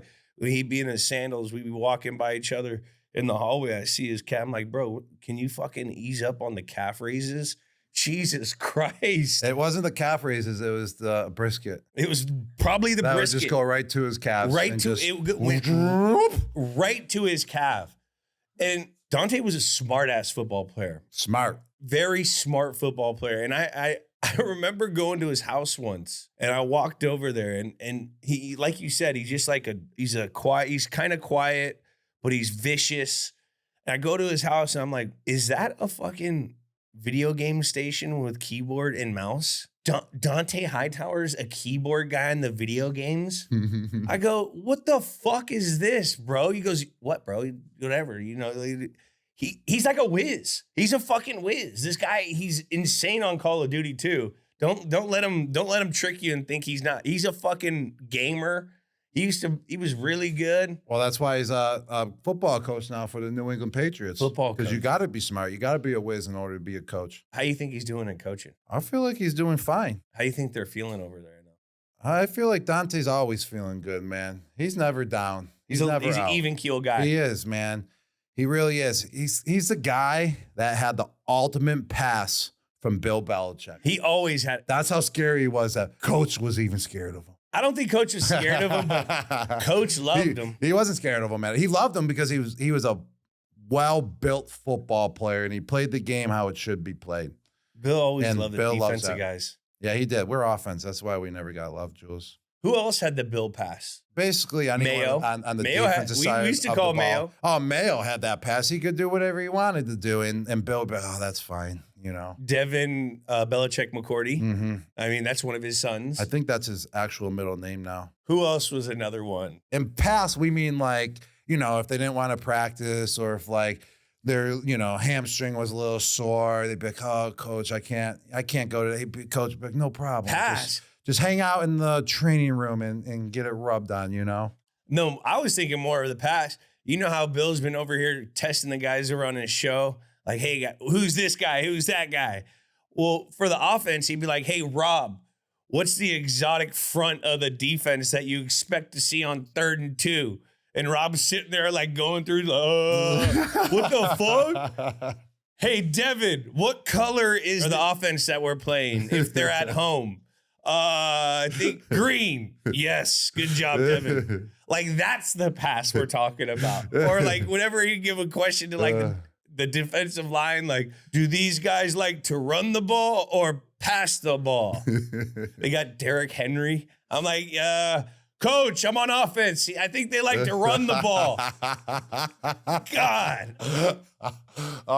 Hey, Edelman, what is the punter? What school did he go to? I mean, that's the pass we're talking about. And Dante got that. Bill loved Dante, and it was deserving. Dante was one of the alphas. He sat in the Teddy Bruschi locker. Mm-hmm. When you walked into I think it was either the Teddy Bruschi or the Willie Mack locker.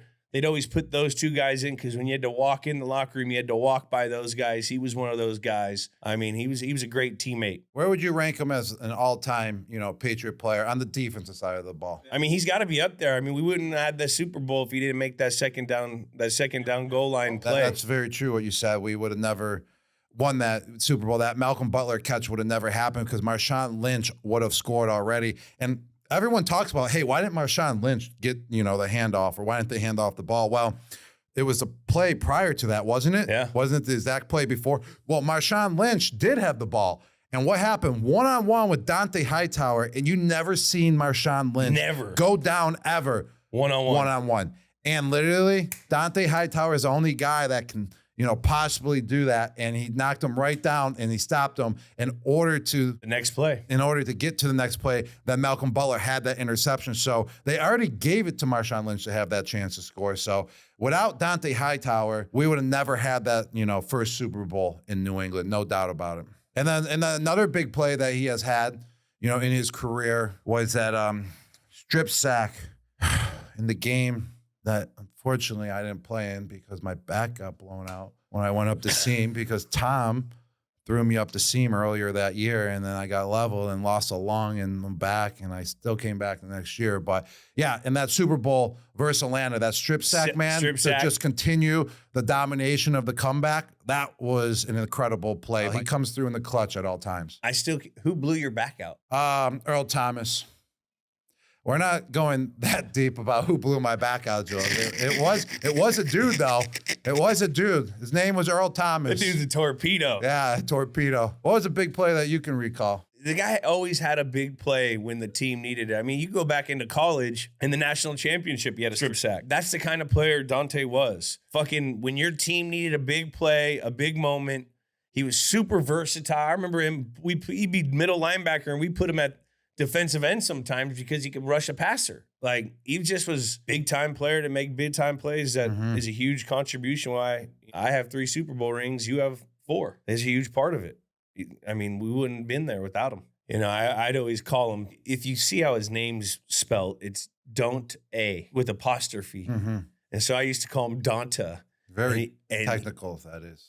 No, I used to call him, hey, Dante, in the locker room. He go, Jules, don't you fucking call me Dante. I go, why not, Dante? He goes, because if you fucking call me, all these white people out here in Boston, they're going to be calling me Dante. Don't you fucking call me Dante.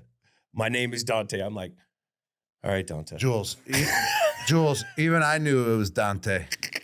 I know. You must have. I knew it was Dante. You must have had a bad day. that I day. knew You must it have was got Dante. hit pretty hard that day. I knew. I just wanted to call him Dante to make fun of him. Oh. Time. Well, what kind of dude is he? What kind of dude is Dante? What kind of dude is Dante? I mean Dante. Dante. Now you're getting me on that freaking. I'm telling you, wrong don't. Freaking path. Whatever you do, if you see Dante, do not call him Dante. He'll get really mad at you, and he'll blame it on me. He'll fucking blame it on me. Don't call him Dante. What kind of dude is Dante? I mean, he looks like a goddamn stud. He does look like a stud. He's a freak too. I mean, he's got house for calves. I feel like he hits He's all a dog. 5 categories. He's a dude's dude as He's well. a dude, and he's really a is. whiz. Yeah. He hits them all on 3. Let's see which one on 3. Hold on, I gotta think about it real quick. All right, I'm gonna go. Yeah, because he's all 5. So let me try to pinpoint it down to 1. On 3. 1, 2, 2, 3. Stud. Whiz! I think he's a stud. I think he's a whiz. That's why he's a coach now. He is a coach. Yeah, and he knew the game of football like no other. I mean, he's got a national championship. He is a stud. He has 5, championships. Yeah, like you just said. And like he was a first round linebacker. He had a lot of hype coming in, and he backed up all the hype. He did. You know what I mean? Sure did. He's a freak too. I mean, he made big plays in big situations. He's got a pedigree. He's got football IQ, and he looks like a Greek god. But making big plays in a big game is a whiz, Jules, because he knew when to make that play to turn it around for the team. Does that make sense? Yeah, he is like a. But I would too. say though, we're trying to categorize it into what like he most represents. A whiz is a guy that doesn't have the freak abilities, and they get through because they're so smart, and they're not getting through because they're a freak or a stud. So that's how you become a true whiz. So therefore, he was getting through as a freak and a stud and a dog. So he can't technically be a whiz because being a whiz didn't really lead him to where he needs to be. Maybe now as a coach. Going back to that, I'm going to have to categorize him as a stud or a freak. So let's go back at it again and try again. Ready? 1, 2, 3. Stud! Stamp Dante it. Hightower. He's for sure a stud. 100%. If you saw his calves, it would scream stud. Mm-hmm. Let's get on Vince Wilfork. Big dog Vince Wilfork. Big V. Oh my God. I wonder why Was something. Was Thanksgiving. something to block. Thanksgiving is his favorite holiday, I bet. Start the clock. What's AI got to say? Vince Wilfork, standing at 6'2" and weighing around 325 pounds, played as a dominant nose tackle in the NFL. 325? Primarily, I think he was like 350 at one point, 360. Primarily played for the New England Patriots and later for the Houston Texans. Growing up in Boynton Beach, Florida. I think so. Boynton? Yeah. Boynton Beach, Florida. Wilfork was a track and field standout before switching to football at the University of Miami. Selected 21st overall in the 2004 draft, he was known for his strength, size, and ability to stuff the run, often drawing double teams and anchoring defenses with his power and skill. Over his career, Wilfork recorded 560 tackles, 16 sacks, and 3 interceptions, earning 2 Super Bowl championships, 5 Pro Bowl selections, and a reputation as one of the best defensive tackles of his era. Known for his charisma and a love for barbecue, he has remained a beloved figure off the field where his big personality and big hits made him a fan favorite. That's a lot by AI. The long synopsis. That's the longest one we had so far, but Vince deserves it. Heck yeah. 100% deserves it. He's the biggest guy so far we've been talking about. He's about 365 pounds. I think they got it wrong there. This guy can eat you up, man. He's lost a lot of weight now. He sure has. He looks really good, man. He does. Really good. It looks good on him. It's just sad that, he's not coming back, though. I know. Because every good player, you always have that imagination that they're going to come back. He always thought V could, I think V could still play. You just have that thought about him. What's the first thing that comes to your mind when you think about Big V? the barbecues, you know. He came out with his own barbecue sauce. I'm pretty sure Mr. Kraft used to have that team get-together, team bonding at his house in the Cape after you made the team. It was right at the end of August. What holiday is that right at the end of August? Labor Day? Yeah, Labor Day.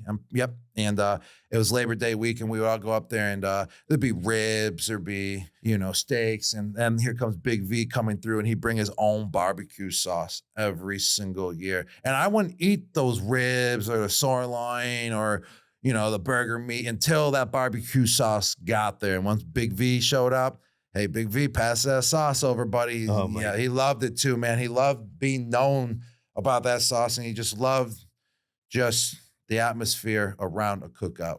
I was fortunate enough to get invited to one of his cookouts. He smoked some ribs.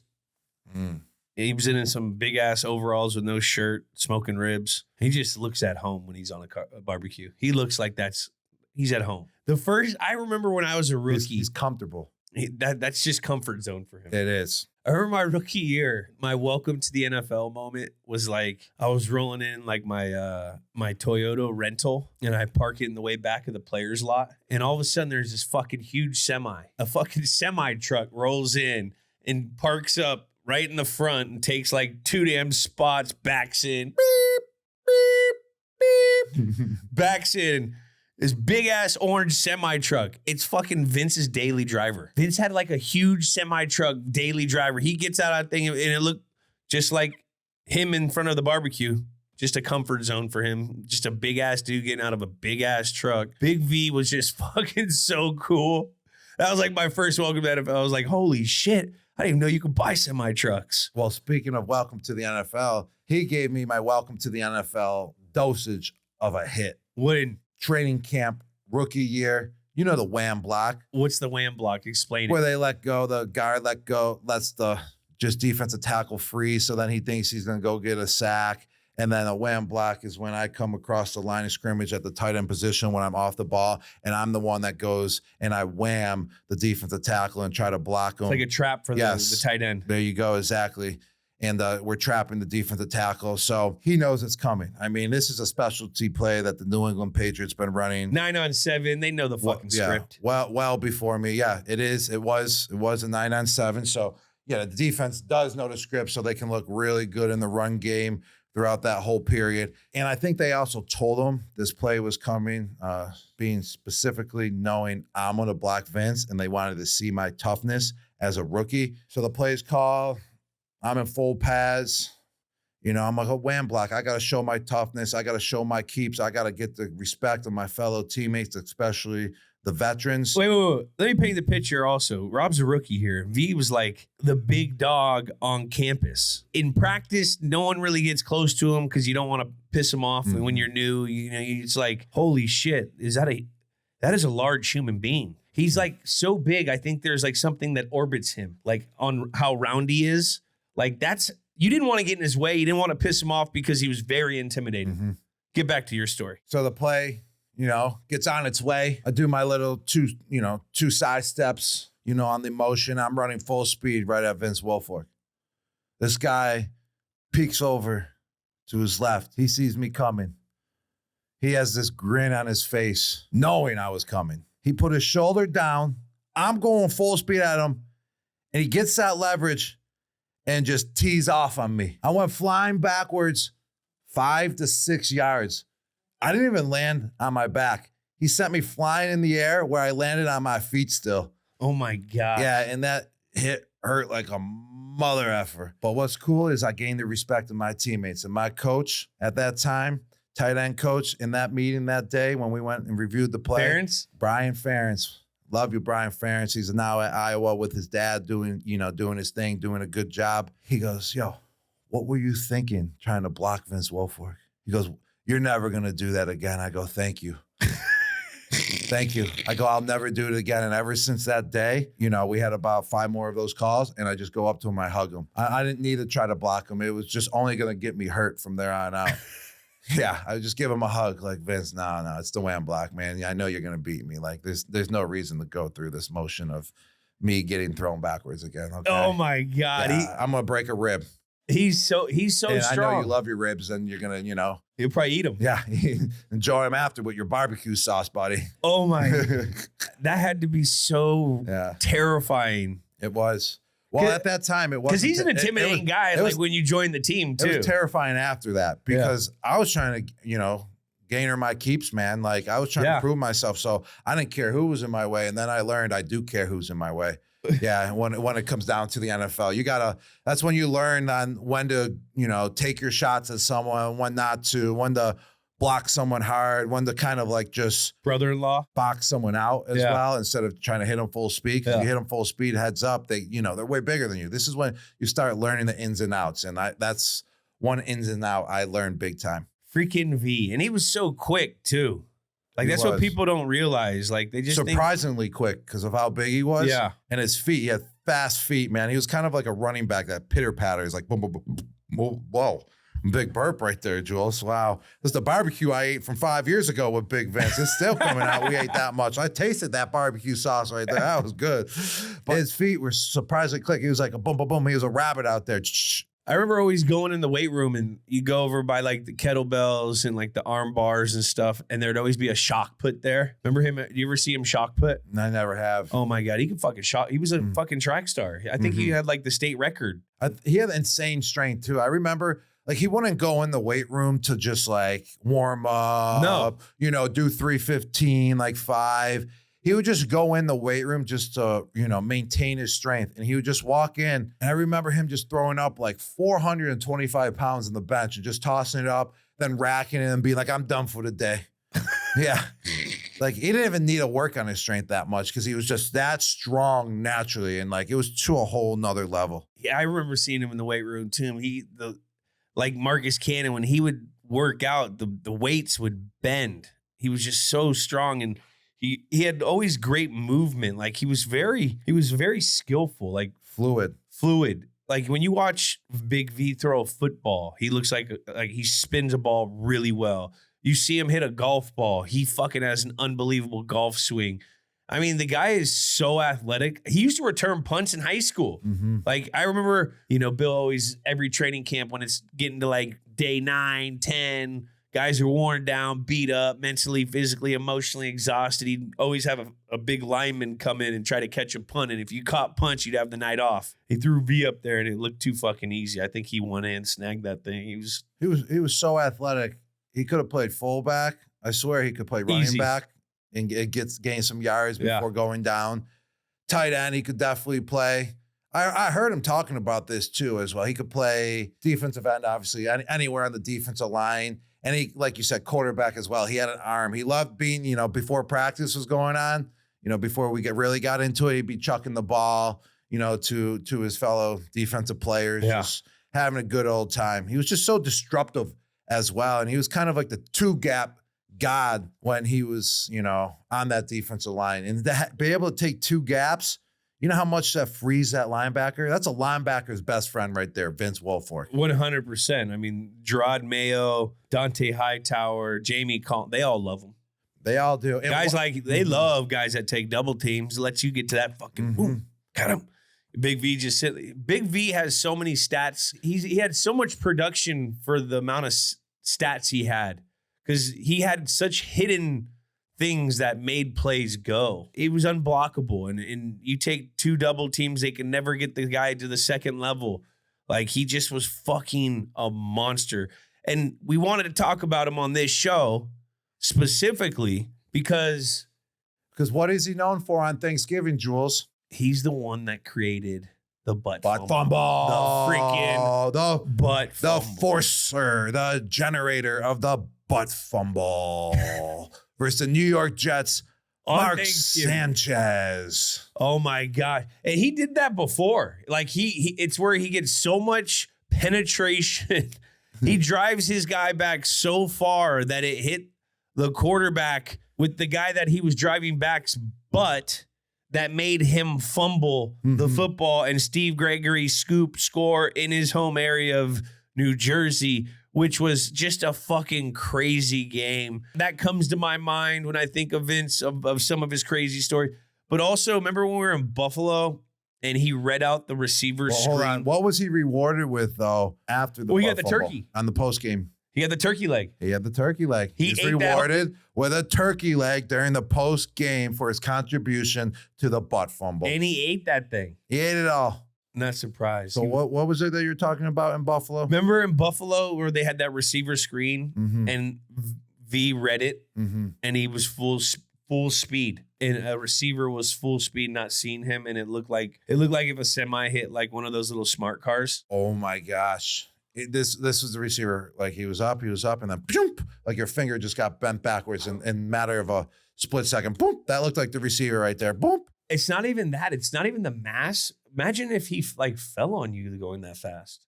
Oh, he squished you like a bug. Like a fucking bug. I bet you got his fly out of the air and it just explodes everywhere. That's kind of what happened to the Bills wide receiver. And you always He flattened him. No, it was that's a terrifying hit. Like that was a terrifying hit. There's a lot of big hits that you see. You're like, all right, you can withstand that. But when it's straight physics, when you got mass times velocity, you get force.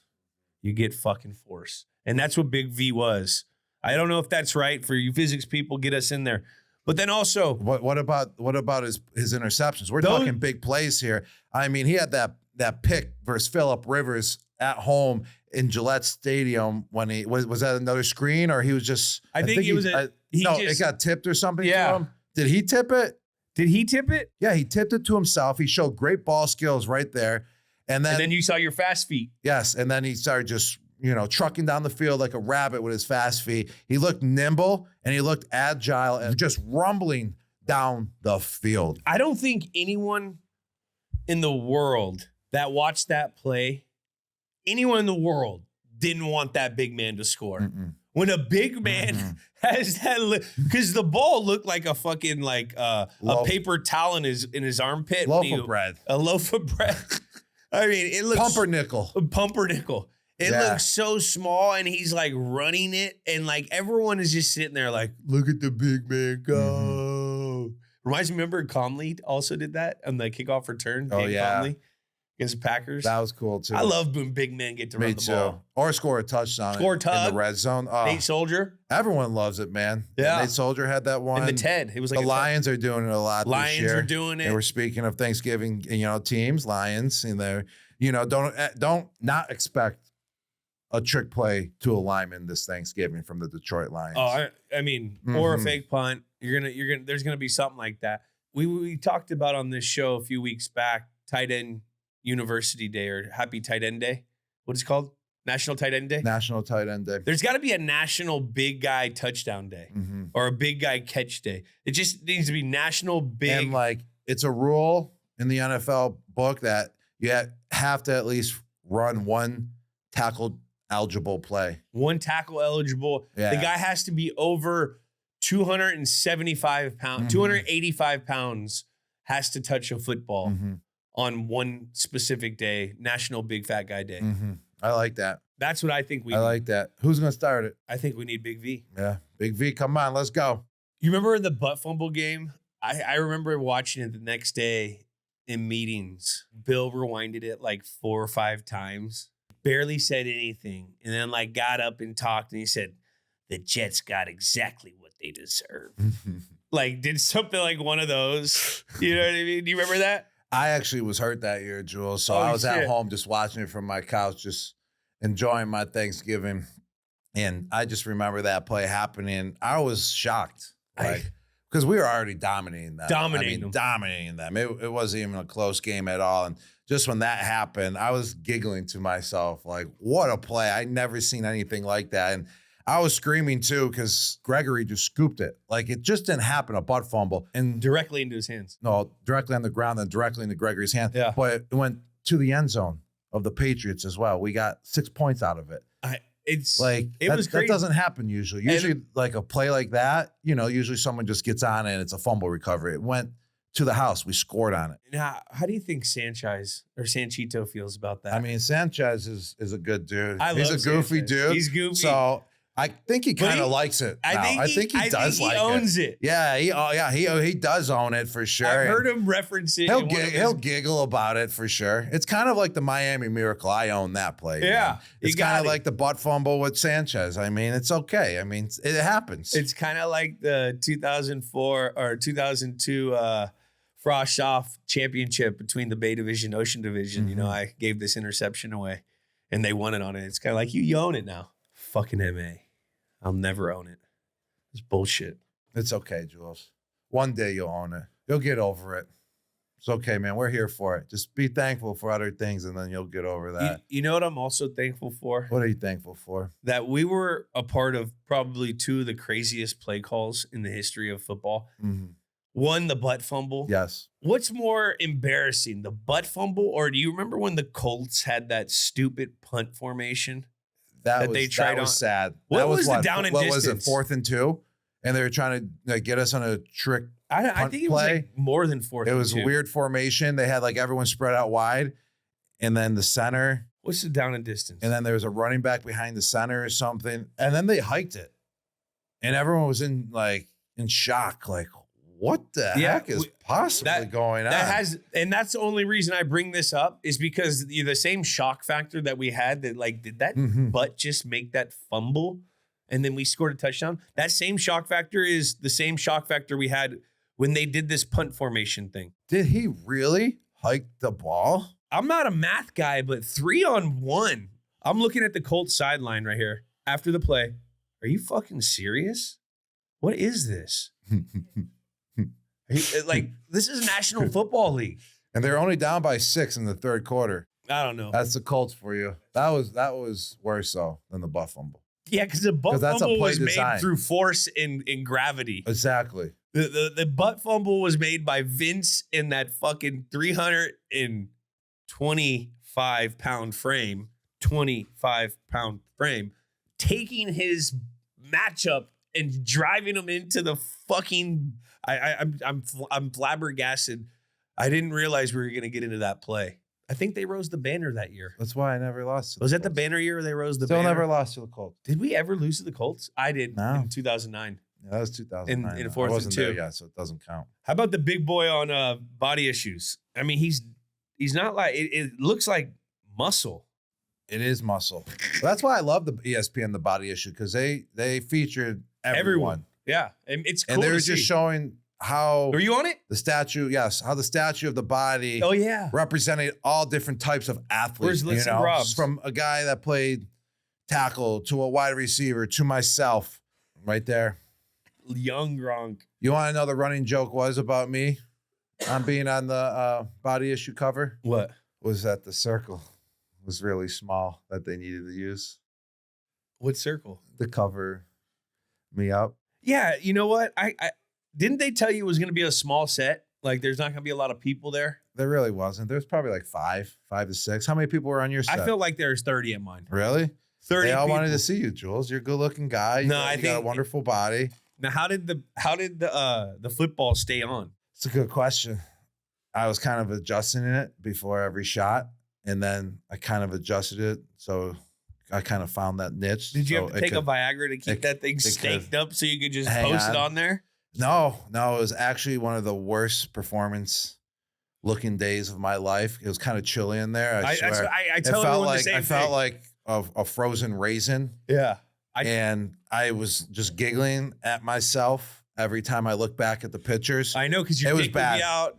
Yeah, it was bad. It was bad. I was embarrassed just looking at it myself. It was crazy because like you would see like a picture after, you'd go with the photographer and your wiener would be out and you'd see the picture and then all of a sudden they'd be like, oh, don't worry, we could just cut that thing. Yeah. But you're sitting there worrying because you're like, you're going to go tell everyone you know. And then that person that's reviewing the photo requested too is going to tell 93 everyone degrees they know too. in the shoot set. Mm-hmm. It was 60. 10 minutes. What kind of dude is Vince Wilfork? Stud, a freak, a dog, a dude's dude, or a whiz? I mean, he's a whiz. He has a lot of intellectual and knowledge of the game of football. I mean, he was a smart player. That's why he knew that big play that he made when we were talking about it versus the Buffalo Bills, and he absolutely dominated the receiver on that screen across the middle because he saw that play coming. He sniffed it out. Like, he was a wizard out there. That's how he made majority of his plays. Same with his interceptions. He knew the screen was coming. He backed off. He knew that when he got dropped, he wasn't going to just go to the quarterback and get a free sack. He knew, ooh, there must be a different type of play coming. Oh, it's going to be a screen or it's a gimmick or something. I mean, he was smart, bro. He was very smart on that football field. I'm telling you. I mean, yeah, he was a freak for his size. I mean, 360, just the way that he could move, his athletic ability. Kind of a dude's dude as well with his barbecues, man. Inviting the guys over, having that barbecue sauce for everyone. He was also a fucking dog. Yeah, he was a dog. He was grimy in there. Oh, yeah. When you're the guy taking the double team the whole time, and you know you have to go against 600 pounds every fucking play. Because he's taking double teams every play, 600 pounds. And he would take those double teams and kind of just eat those double teams up. He really would, and just let that linebacker just free to go in and make the plays. And he's a fucking stud. His athleticism. He is, man. I mean, he could shoot a basketball. He's an insane thrower of the football. You watch his golf swing, you're like, holy fuck. I think he's scratch golfer. This is a true tough one, man. This is really tough to really categorize and pinpoint Vince Wilfork to just one category. Man. This is going to be tough. On 3, what do you expect? 1. Oh, man, hold on. Let me keep thinking about this, man. Ooh. All right. 1, 2, 3. Freak! Whiz. Oh, man. I know, man. He is a freak, though. But he's so smart, man. I'm telling you, he's a smart football player. Yeah, but that goes into his freakiness, where you would think a guy that looks like him isn't that smart. He's great. That's a freak. He's great in commercials, too. Like, you see him in that stove commercials now, like grilling and all that. He's on TV. But you're sitting there like, gotta be look smart at this to do large that. guy. Gotta be smart. Look at this large guy. You're right. Now, that, like we said, we're categorizing freaks as you're just looking at someone. You're like, how can they possibly do that? Also strength, being that size. Also like feet. Can we say he's a wizard, though? Can you agree with that? I 100%. I always remember Bill talking about how smart he is, a football player, instinctive. So I do agree he is a freak of nature. I mean, obviously, to be that size, to move that well on the football field, take on double teams and just squash them, just the way he tackled guys, too, they would go right down. There was no missed tackles by Vince Wilfork when he got your hands on you. No. So he'd drape you down and he'd swallow you. All right, we'll try again. Let's do it again. 1, 2, 3. Freak! Stamp it. Our next guy. I'm feeling pretty good off one beer. Are you? Actually, like 7th, 8th of a beer. Math guy. So, not one beer yet. Math guy. Who's our next guy? Isn't this the next guy? Isn't he the guy that we play with? Who do we got? Oh, we got number 76. Bye, Michael. Bye, you freak. We got, I don't want him to see me. Like, don't show that. Like, that just do his picture. I don't want him to come after me. He's a freak. Yeah, he's a freak. But all right. Back to Sebastian. I'm gonna hire Sebastian to be my bodyguard. A second round pick in I think 2009. Same man. Sebastian Vollmer. Sebastian Vollmer, AKA Seabass. Seabass, kick his ass. Mm-hmm. Start the clock. What does AI have to say about him? Bum, bum, bum. AI. Let's see if AI knows anything about Dusseldorf. German people. Sebastian Vollmer was a prolific offensive tackle for the New England Patriots, known for his 6'8" frame and 320 pounds of strength. You know? Very strong. Very tall, very tall. It made me feel like a dwarf. Like a little boy. Yeah. I was a little boy out there, actually. Over his career, he started 80 of his 88 games that he played, helping the Patriots win 2 Super Bowls, Super Bowl 49 and Super Bowl 51. Heck yeah. Born in Dusseldorf, Germany. Dusseldorf. Vollmer didn't start playing football until he was 14. 14? 14. 4. Yeah. 1-4. 9. After retiring in 2016, he became a booming NFL broadcaster in Germany, often acting as a Patriots ambassador.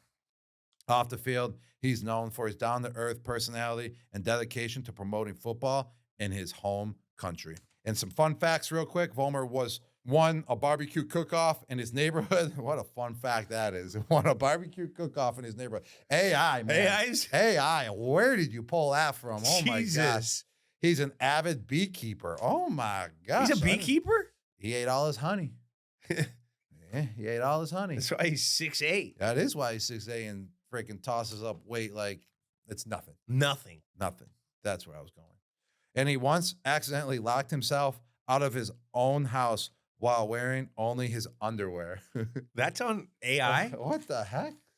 I think I love Sebastian even more. That's a Sebastian type move, though.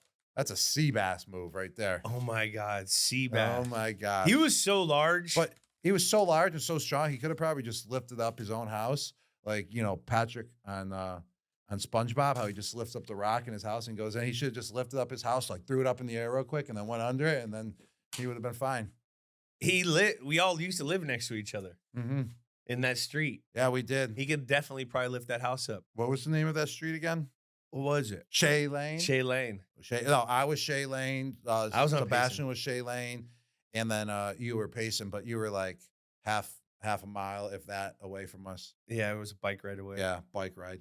Freaking Seabass. We were drafted in the same draft. He was such a big dude, and he was always really smart. Like, he always had really great questions to, like, Scarnecchio or Josh. I just remember him always being able to, like, hey, coach, but what if this happens on this and we're in this? Like, he had a really outgoing thought process of the game for someone who never grew up around the game. Mm-hmm. Or really knew the game. Yeah, he starts playing at 14. Yeah, you can start playing at 14, which is different than kids that start playing in 14 here, but it was so natural here. Also, when he was playing at 14, it wasn't like real football he was playing. What league was that? It's like club. It was like some type of club football. It wasn't the same rules. Wasn't the same schemes. None of that. I mean, there was some similarities of the league that he was playing in when he started playing football, but it was nothing like American football. I don't think so. So where he go to? University of Houston, where he had a pretty solid career there. And then the way he got to the Patriots, I'm pretty sure like the New England Patriots, they were looking for an offensive tackle at the time, to start for them or just to back up. We needed someone, yeah. And I'm pretty sure he played in the East-West game. East-West Shrine. After being, in college at the University of Houston. And that's when he really got scouted by the Patriots. And I'm pretty sure the Patriots sent Dante Scarnecchio, one of the best offensive line coaches in the history of the game. No doubt about that. I mean, he's the reason to a lot of our success in New England. And what's wild is, like, he's tiny. Like, offensive line coaches are usually offensive linemen beforehand. Like, Dante Scarnecchio demanded a room. He was older, like 75, 70s. 5'10", 180 pounds, and he just lined up his offensive linemen like a drill sergeant and just controlled them like unbelievable. I remember the first day of rookie camp, Scar yelling at Seabass, saying something like, "You guys, you fat pieces of shit, better start running. Because while you guys are out here bouncing around this league for 5-6 years, I'm going to have to work at Walmart because I'm going to get fired for not getting you to be able to play." It was like the first day of rookie OTAs. I'm like, oh, my God. I don't know if it was going to Seabass, but I was like, that was my welcome to the NFL moment. Like, holy shit. And then they scouted Sebastian. They had a workout with him. I mean, I saw a clip I think of Scar, Dante. he did his pro day. He did his pro day, and he put him through a workout. And he said that, Sebastian was smart. He did everything that he was told. He picked up on everything. He picked up on the schemes right away. It's just showing how smart he was. And then he also talked about how Sebastian learned the English language. How was that, Rob? And that was just watching American flicks. Just American TV. American TV. Man, I watch German TV, and my eyes are going to space faster than Michael Strahan went to space. This guy learned English. How'd you learn English? Oh, just learned it. Just growing up. Just did. I was around it a lot as a kid. Being around my mom, my dad, my brothers, friends. What was your first word? Mama. Mama. Mine was Baba. Mama. I wonder what Sebastian's first word was because it's not mama. That's English. Yeah. What do you think it was? It's probably like, Oma. Oh. Oma. Oma's grandma in like German. Oma. You want to know what Bill Belichick once said too about Sebastian Vollmer? What did he say? Is that when Sebastian would utter things underneath his breath? What, in like German or something? Yeah, in German. Yes. He knew that it was never good. He knew it was never good. That's a great observation, Coach Belichick. That's called scouting right there. Yeah. Sebastian was athletic, great size. Scheisse! Hey, I'm scouting Sebastian right now, okay? All right. I know you're getting excited. He's athletic, great size. He was light on his feet. He has 36 to 38-inch arms, depending on the workout that he did that day. He's thick everywhere, dude. I'm telling you, he's thick. His calves, his quads, forearms, biceps, triceps, abs. He's thick. It's like he almost had a six-pack, but he didn't because he was so big. But he thick, thick boy, man. But he Big wasn't boy. like fat. No, he wasn't fat He's always at all. well. Now he's like a bodybuilder. Mm-hmm. He's shredded. He looks so good right now. He looks like a tight end. He looks like if Van Damme was like 6'8". Mm-hmm. He's He that does. ripped right now. He's got good feet. He always had good feet. He was Great always feet. on balance. I was working out with him.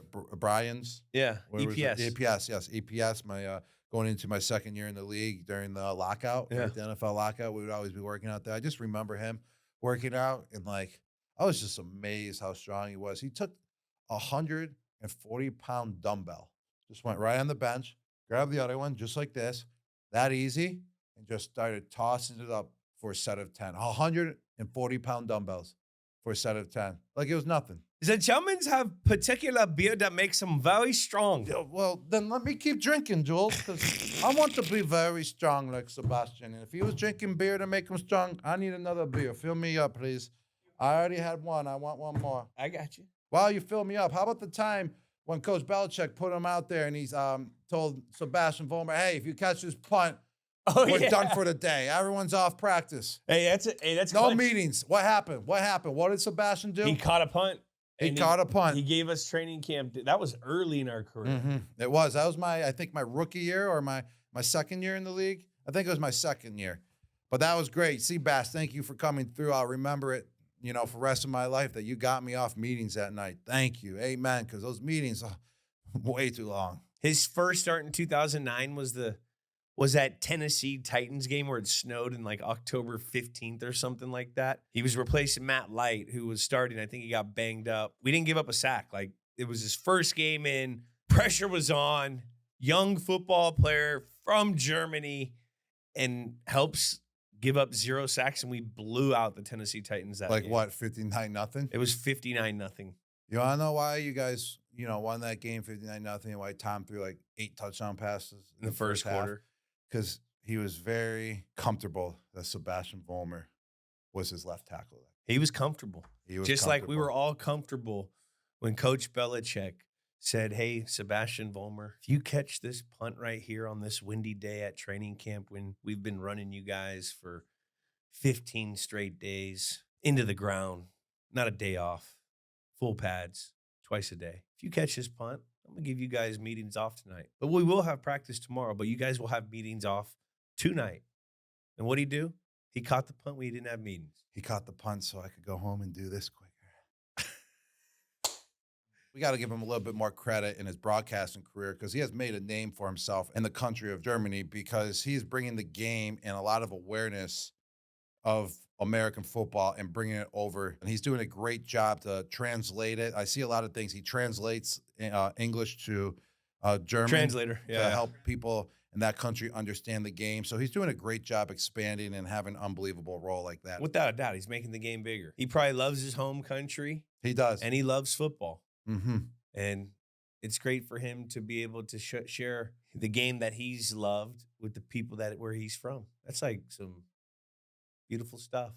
It's beautiful, like Europe. It is beautiful, like Poland. Actually, Poland's beautiful, and that's why Sebastian's so beautiful as well because Poland's right near Germany. It might connect, but I don't think it does. I think they touch. They they touch. touch. That's why we just sympathize for each other, and we have so much connection because I'm a Polak, he's German, and we just have that, tightness. We feel each other. We understand each other. And he's just a good guy. I'm a good guy. And I'm just going to keep drinking and just keep getting emotional because I'm blacked out. It's a beer and a half, Jules. Time. All right. What is he? You ready? You ready? I just broke out of it. You were in it. I was in it. What kind of dude is Sebastian Vollmer? Is he a stud?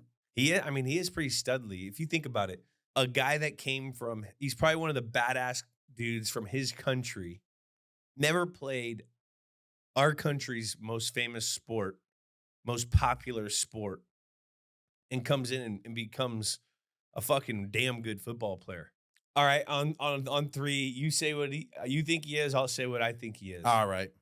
1, 2, 3. Whiz. Yeah, baby. Give me some. Obviously, Give me some. we know him. We played with him, so we're going to be on the same page of what he is. I mean, he's definitely a whiz. If you think about it, to be able to come out of high school from Germany to go to a university in America and play American football, learn the language through TV, be as smart as he was on the field. You never saw Emmy from Sebastian Vollmer. Like, he's for sure a whiz. Clutch, catching the punt for us to get us the night off of meetings. Like, he was the guy. He's a whiz for sure. You said it all, Jules. You said it all. He is a whiz. Guy smart as can be. Picked up the schemes, one of the hardest blocking schemes in all football. Just like that. I think he picked up English better than you and I speak it. No, he sure has. And if you ask him, he would agree to that as well. He definitely would. He'd be like, I love those two, but they cuckoo. They cuckoo. That's what he would say. Is that very crazy? Yeah. I love them. We love you, Seabass. All right, let's get into our last Halloween edition of Dudes on Dudes. Guy that we are going to talk about. You know what? I'm looking at this, and it's pretty gnarly. That every one of the scariest guys that we're going over is from the AFC fucking North. Another Kent State Golden Flash. Another man that scares the living shit out of you. He sure does. His name is Debo, but his birth name is James Harrison. James Henry Harrison Jr. Oh, Hank? I will not call him that to his face. He'll probably beat my face in. I've seen him doing that volleyball shit. What is up? Let's see what AI has to say. All right, ladies and gentlemen. AI for James Hank AI was Harrison probably too scared Jr., to write anything the second. about Holy Harrison. smokes. Oh, that's blank. AI was scared. AI is fucking scared. I'm scared. Did not want to get it wrong. Start the clock. Now. James Harrison was a tenacious and a hard-hitting linebacker. Tenacious. Thank you, Jules. Gotcha. Hey, I'm Harry. I didn't read any books growing up, okay? And a hard-hitting linebacker. Known for his relentless work ethic and physical style of play. Off the field, he was dedicated and resilient, overcoming numerous setbacks to achieve success. Harrison had a significant impact on the Pittsburgh Steelers, helping them win 2 Super Bowls and earning the NFL Defensive Player of the Year award in 2008. Jesus. Notably, he set a then Steelers single-season record with 16 sacks in 2008 and is the only undrafted player to win Defensive Player of the Year award. He was also a 5-time Pro Bowler and twice named the Steelers MVP. He should have been a Super Bowl MVP. Yeah, but Santonio Holmes with that catch, toe-tapping catch to end the game. They should give out like 2 MVPs award, a defensive MVP if deserved, and then an MVP award as well, or an MVP award. And if it was a defensive guy, then if someone played on the offensive side, on the offensive side of the ball very well, they should also have the offensive MVP. You know what I mean? You know what I'm saying by that? Oh, Andy. Yeah. They could get a better sponsorship group out of the NFL too if they did that. You could have, Chevy for, the offense and forward for the defense. We're not business guys. Debo. Hey, Lloyd, you're smarter than I thought. Harry, your hands are freezing. James Harrison, absolute scary motherfucker. Like, look at him. You look at his pictures. It's like 1 degree outside. He's got his shirt off and his baggy ass sweats doing a pregame warm up, looking like he wants to I fucking kill every single person on the other side of the team. Like, we played against him, and he's got a notion, and it's so fucking crazy that he didn't get drafted because he's about 6 feet tall, but he's also 6 feet wide. This guy is a fucking fridge. His arms are literally like 30 inches big. I remember he came and played with us in 17. It literally, when he would walk in the locker room, it felt like the scene in Friday when Debo would roll. Everyone would put their chains away. And he was like a nice guy, but he just had that scary Nice aura. guy. Great guy. Scary aura about him. We're like, no, hey, oh shit, what's up? No one wanted to joke with him because you didn't know if he was going to take it or if he could be joked with. But he was honestly a great teammate for that 1 year. And he's made so many incredible fucking plays in his career. Like, it's insane. Have you seen him do the shock put? Nah, I never seen that. I guess he's a huge fucking shock putter. Like, he's I love him. I absolutely loved him. I remember when he played that game in 2008, I was at Kent State, the Super Bowl, where he had that big 100-yard run in the Super Bowl. And I was just so excited to see a guy like him, dominating the NFL from where I came from. It's crazy. Was Prime's James Harrison faster than you?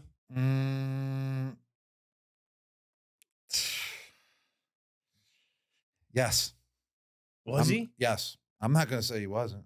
I had to think about that, and I was like, wait, if I am faster than him, I should not say I was faster than him.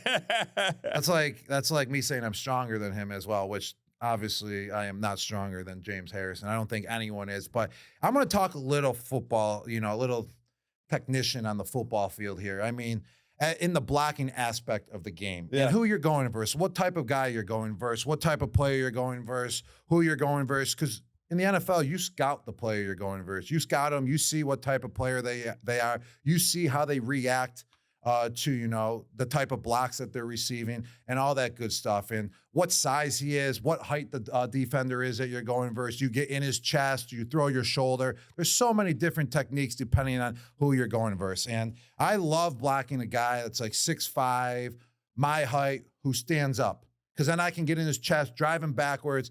And a guy that doesn't have that mean look, that mean attitude, and a guy that's not going to get pissed off because I came flying off the ball and absolutely drilled him and drove him back 5 yards and embarrassed him. That was the last thing I was trying to do with James Harrison. What were you trying to do with James? First off, with James, I knew I couldn't get into his chest. The guy is like a bowling ball. Like, that 28-pound bowling ball that everyone wants to throw down the freaking lane and just try to knock down all the pins, and like you kind of like do it granny style, and it's so heavy you blow out your back. Well, those are the hardest guys to block in the NFL, especially at my size, 6'6". It's hard for me to get low. It's hard for me to move that type of guy because they have so much leverage. Built-in pad level. Yes, exactly. That's what he has. And with a guy like that and how scary and intimidating he was, and I seen it on film, you do not want to piss James Harrison off. Why? What did you see on film? Yes. What do you see on film? What do you mean? What do you see on film? I seen him take defenders, offensive linemen, toss them.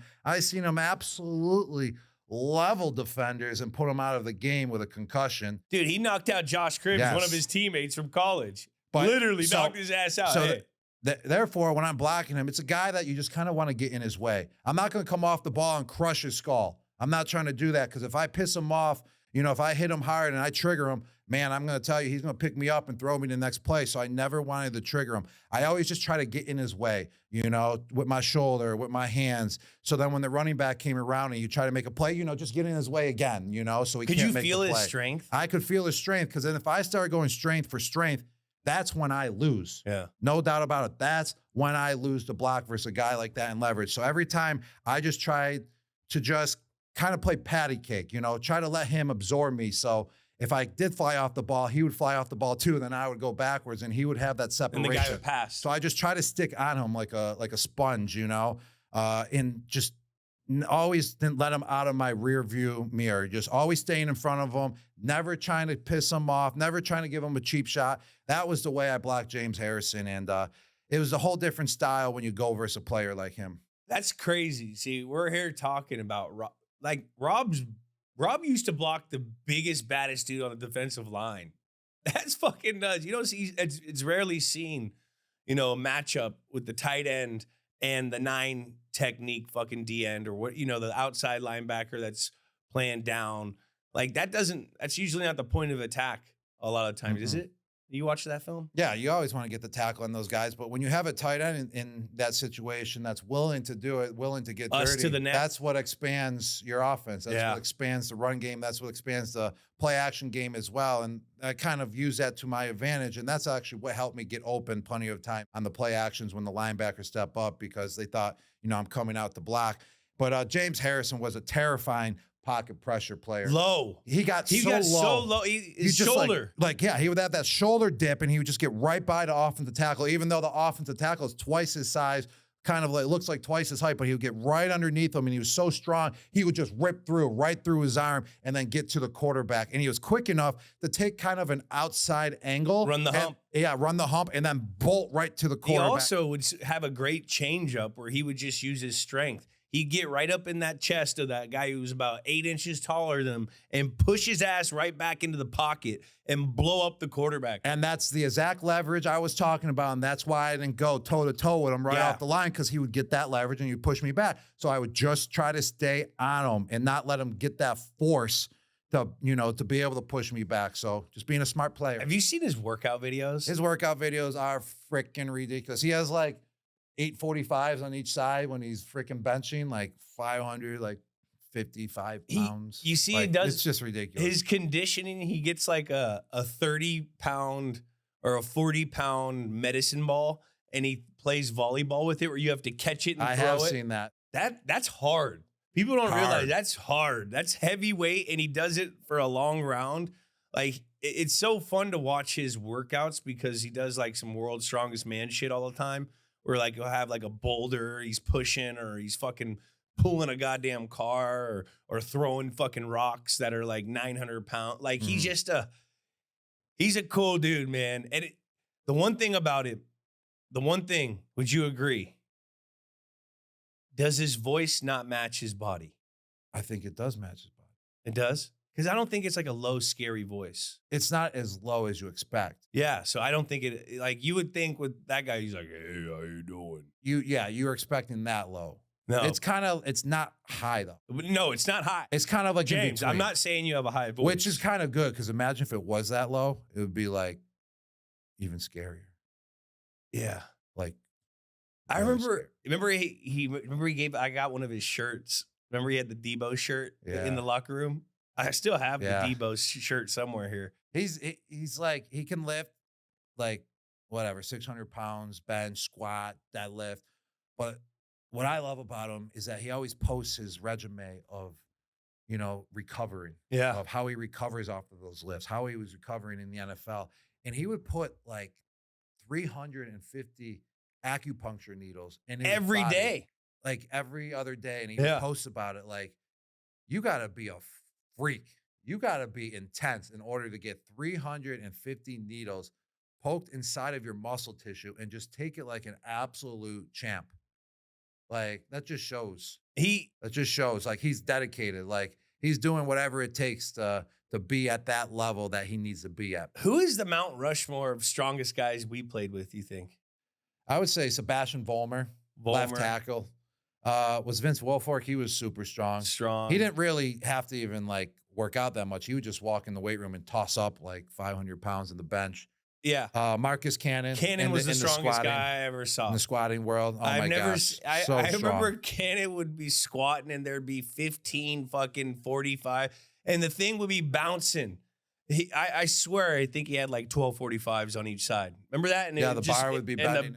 It'd be bouncing like it was a fucking Q-tip with fucking rocks on it. Mm-hmm. Like, It was gnarly.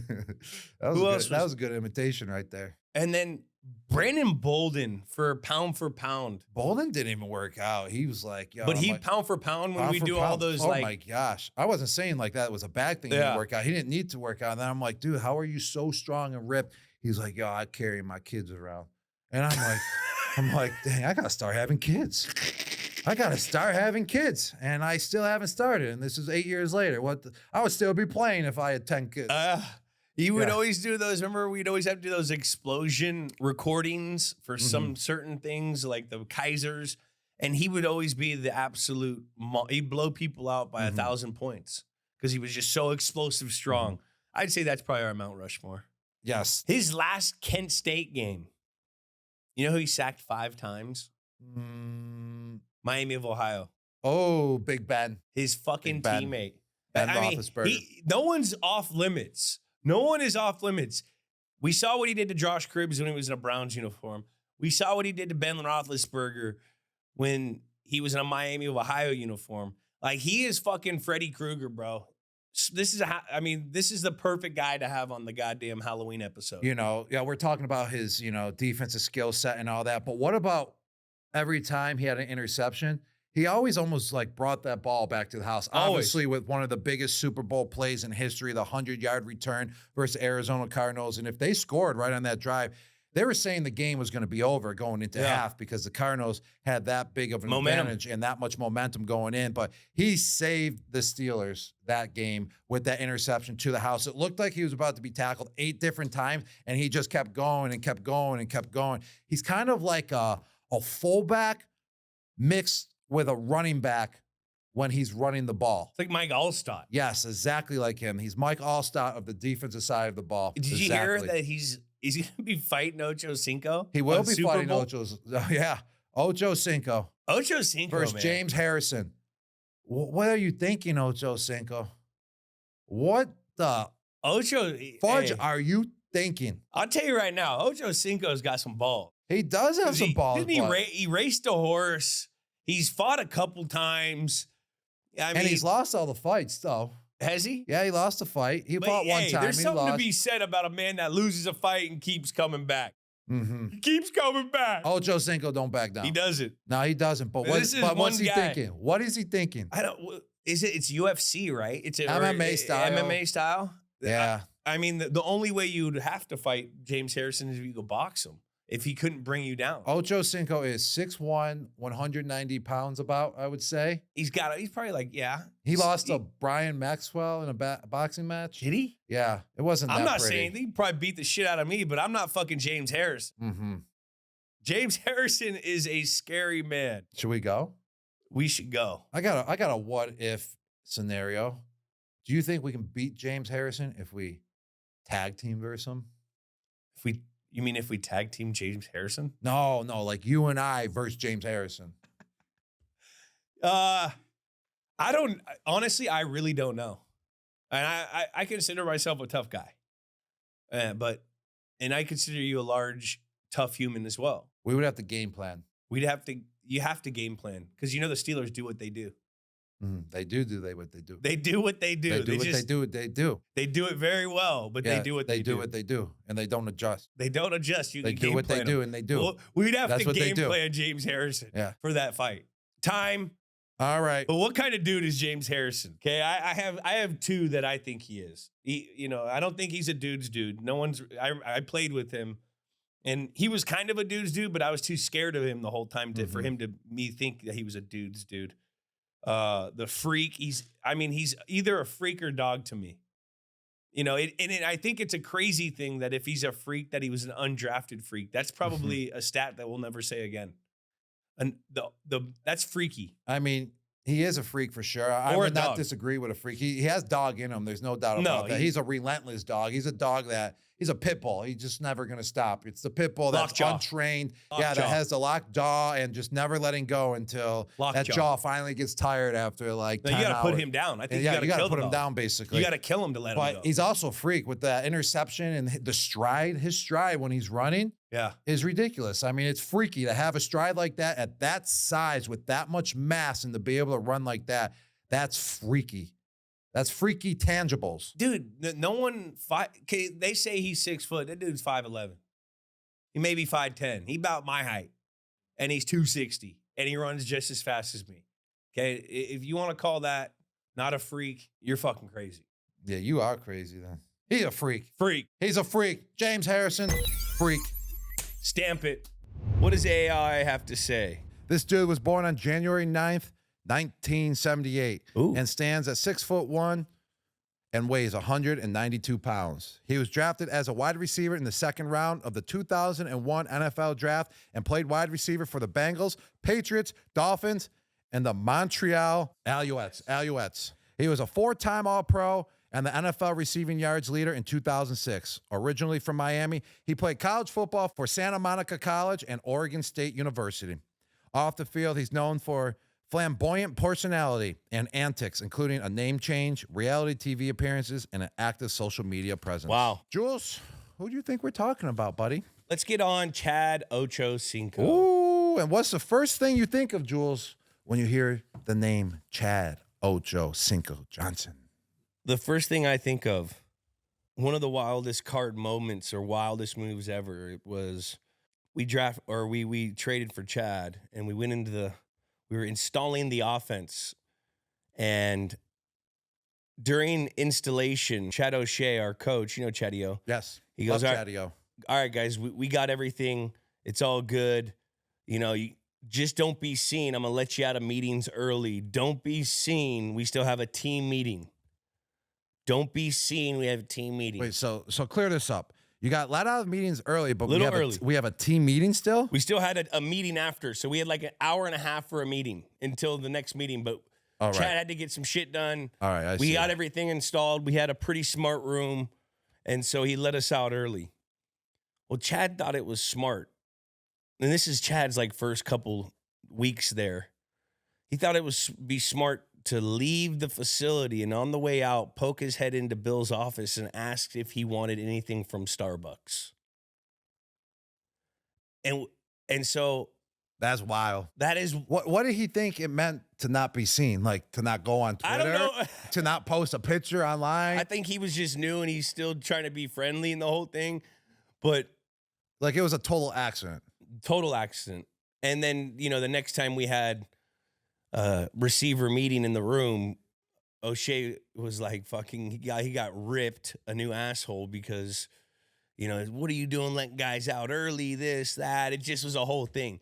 Just a wild, like he didn't understand, but that's what I thought of. Like, man, Chad's crazy. The whole kiss the baby thing, the whole, it's real. He just goes off of what he feels. Off of his instincts. What do you think of when you think of Ocho? Well, first off, the name change. You got to love it. He was one of the most entertaining players, in our generation while we were growing up. Yeah, for sure. Cincinnati Bengals, that's for sure. I truly believe he's a Bengal for life. He played for a couple other teams after, but 100% Bengal for life. He kind of put that wide receiver, position on the map in that era to continue the streak going of being kind of, spontaneous, entertaining, a little bit of drama as well, but also so good at the game of football that he can pull it off and, not be a problem child at all. In some cases, I would say possibly, but just overall, he was so good at the game of football. He was so quick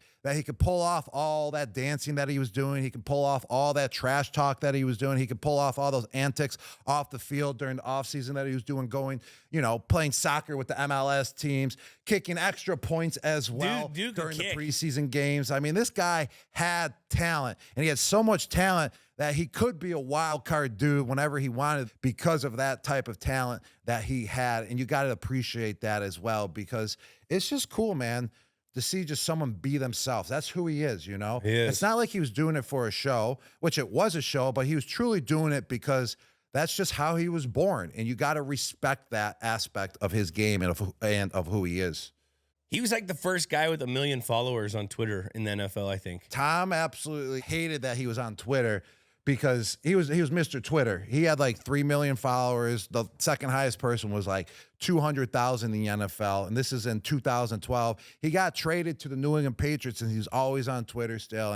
And Tom and Coach Belichick were just always grilling him like, "Oh, you get off freaking Twitter, get off Twitter. It doesn't help you in the game of football." But it never really, I would say, what am I trying to say? Affected his game. Twitter was just, back then they just acted like it did, you know? Yeah. But We just did things differently in New England, and Exactly. he didn't. he didn't comply to it. The the point is where I'm getting to is now Tom is Mr. Instagram and Mr. Twitter now. And so or Mr. X. So that was the point I was getting to. Tom is Mr. X. Well, another thing, it was always known that he loved McDonald's. Mm-hmm. What's your take on that? I mean, That's kind of freaky that you could just eat McDonald's and still do he that. ate McDonald's for most of his career, and he also said it helped his body like callous for football. Yeah. I guess. I mean, there's only one guy that could possibly do this. I mean, there's a lot of players that sometimes eat, not sometimes eat fast food, but I'm talking like Chad did it on a daily basis, breakfast, lunch, dinner. And I saw him. He went to that corner store right on Route 1, right next to Gillette Stadium. There's a McDonald's there. Yeah, it's the halfy. It's half. It's half in the McDonald's half liquor store thingy. He would go there, and he's always in the drive-thru. And I saw him one time. He pulled up, and he was eating the fish fillet sandwich. I like the fish fillet though. What's your favorite thing at McDonald's? The coffee, bro. You like the coffee They got there? legit coffee there. I don't really eat McDonald's. If I do, I get the double cheeseburger, and I just take the patties off of the bread, and I just eat the Smash 'em? hamburger patties with the cheese on don't it. like and the just bread? Smash them. I mean, I think it's safe to just eat the meat, What about the McGriddle? Oh, breakfast. They got legit breakfast. Sausage, egg, The and cheese? pancakes, the pancakes are on fire. So I'm a breakfast guy at McDonald's. Yeah. I'm not going to really eat, their lunch or dinner. No Big Mac? No Big Mac. Like, if I do get the Big Mac, like I said, I'm just eating the patties only. But it's just impressive, though. Chad ate that McDonald's every All the single time. day. Every single day. All His the body time. was just a machine. I mean, I guess if you get used to it, your mind is just going to know what to do with that type of, nutrition. So hats off to Ochocinco. He's crazy. He would race animals. Didn't he race a horse? He doesn't care. He'll fight anyone. Mm-hmm. Chad is so. What do you think you could beat a horse in a race? No chance. I mean, would you ever race a horse? No chance. A horse and I have one thing in common, Jules, and I'm not going to tell you what it is. I Just use your wild imagination. can understand. Thank you. I understand. Thank you. Well, he raced a horse for a charity, Feed the Children. He had a 100-meter start, and he beat the horse, which, props to him. He's silly, always just doing silly things, man. He did silly things, but what people when we were playing, he had elite feet. Mm-hmm. Like his footwork was quicker than anyone I knew, and we caught him on the tail end of his career, and he still had some really insanely quick feet. Meaning he could get in and out of breaks for how tall he was at 6'1". He was he was a skinnier guy, but usually when you're 6'1", it's harder for you to get in and out of breaks. But you watch his comebacks, his releases, he was always the separation king at the top of route, at the beginning of route. He was an elite receiver.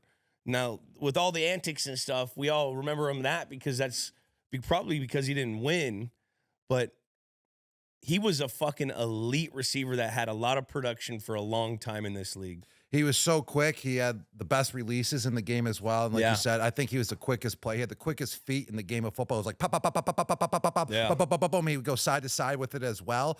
So I'm sure he's a great line dancer as well. He won Dancing with the Stars. Did he? Fourth. Came in fourth? All right. There's one thing that's always certain, he said, and that's death, taxes, and 85 going to always be open. Always open. You got to love him for that. And he was always open. Besides when he got to New England, Jules, he was struggling a little bit there. Why do you think he struggled? I just think he struggled because, just the complicity of the playbook a little bit. I feel like he had the freelance to do whatever he wanted to do in Cincinnati. And then when he got to New England, it was more of a structure. This is what you got to do. This is how you get open. It's not like you're going to be able to just freelance and play backyard football. I feel like he played backyard football a little bit more with the Cincinnati Bengals. Tom wanted it like that, but possibly he wanted to do it like that, but he couldn't do it like that because Tom wanted it like that. I mean, it just didn't really work out to the T that, we wanted it to. Obviously, what Coach Belichick wanted it to, and as teammates as well. But there's one thing, though, that we know. We got blessed with the presence of Chad 100%. Ochocinco for that whole entire year, and that's what is more important, is just to be around a great dude and just to see, how he carried himself, too. Just one of the greatest wide receivers of the game. Do you have any stories about Chad? We went out to dinner actually during training camp, and he was just a great character, man. He always got the waitress wound up. He got her wound up, cracking jokes, like, Where'd you guys go? We went Toby Keith's Bar and Grill right there at Patriot Place, and he would be flirting, and then the waitress would be flirting back with us, and like you're just such in awe because we were such young bucks, and just how he was so spontaneous and so quick with his game. Like the way he would speak and talk and have game, it was like his feet were running his mouth, like boom, boom, boom, boom, boom, boom, just that quick, And then what's so great about it is like he would leave her hanging though, because he would give like an outrageous tip to her, and then like didn't leave his number or anything. Like he would get the waitress going. He's just outgoing. Yeah. He just likes to he likes to that. push people's buttons. Yes, I think exactly. Give her an outrageous tip, and then we would all just leave, and the waitress would be like, "Oh, wait, where'd he go? Like, oh, I didn't get his number or anything," but he would just bounce on. Chad was so fun. It was fun. He also could kick. He had a big soccer background, and I think that's probably what helped him with such great feet, quick feet that he had. I mean, I remember Cincinnati, their kicker got hurt. He kicked a field goal.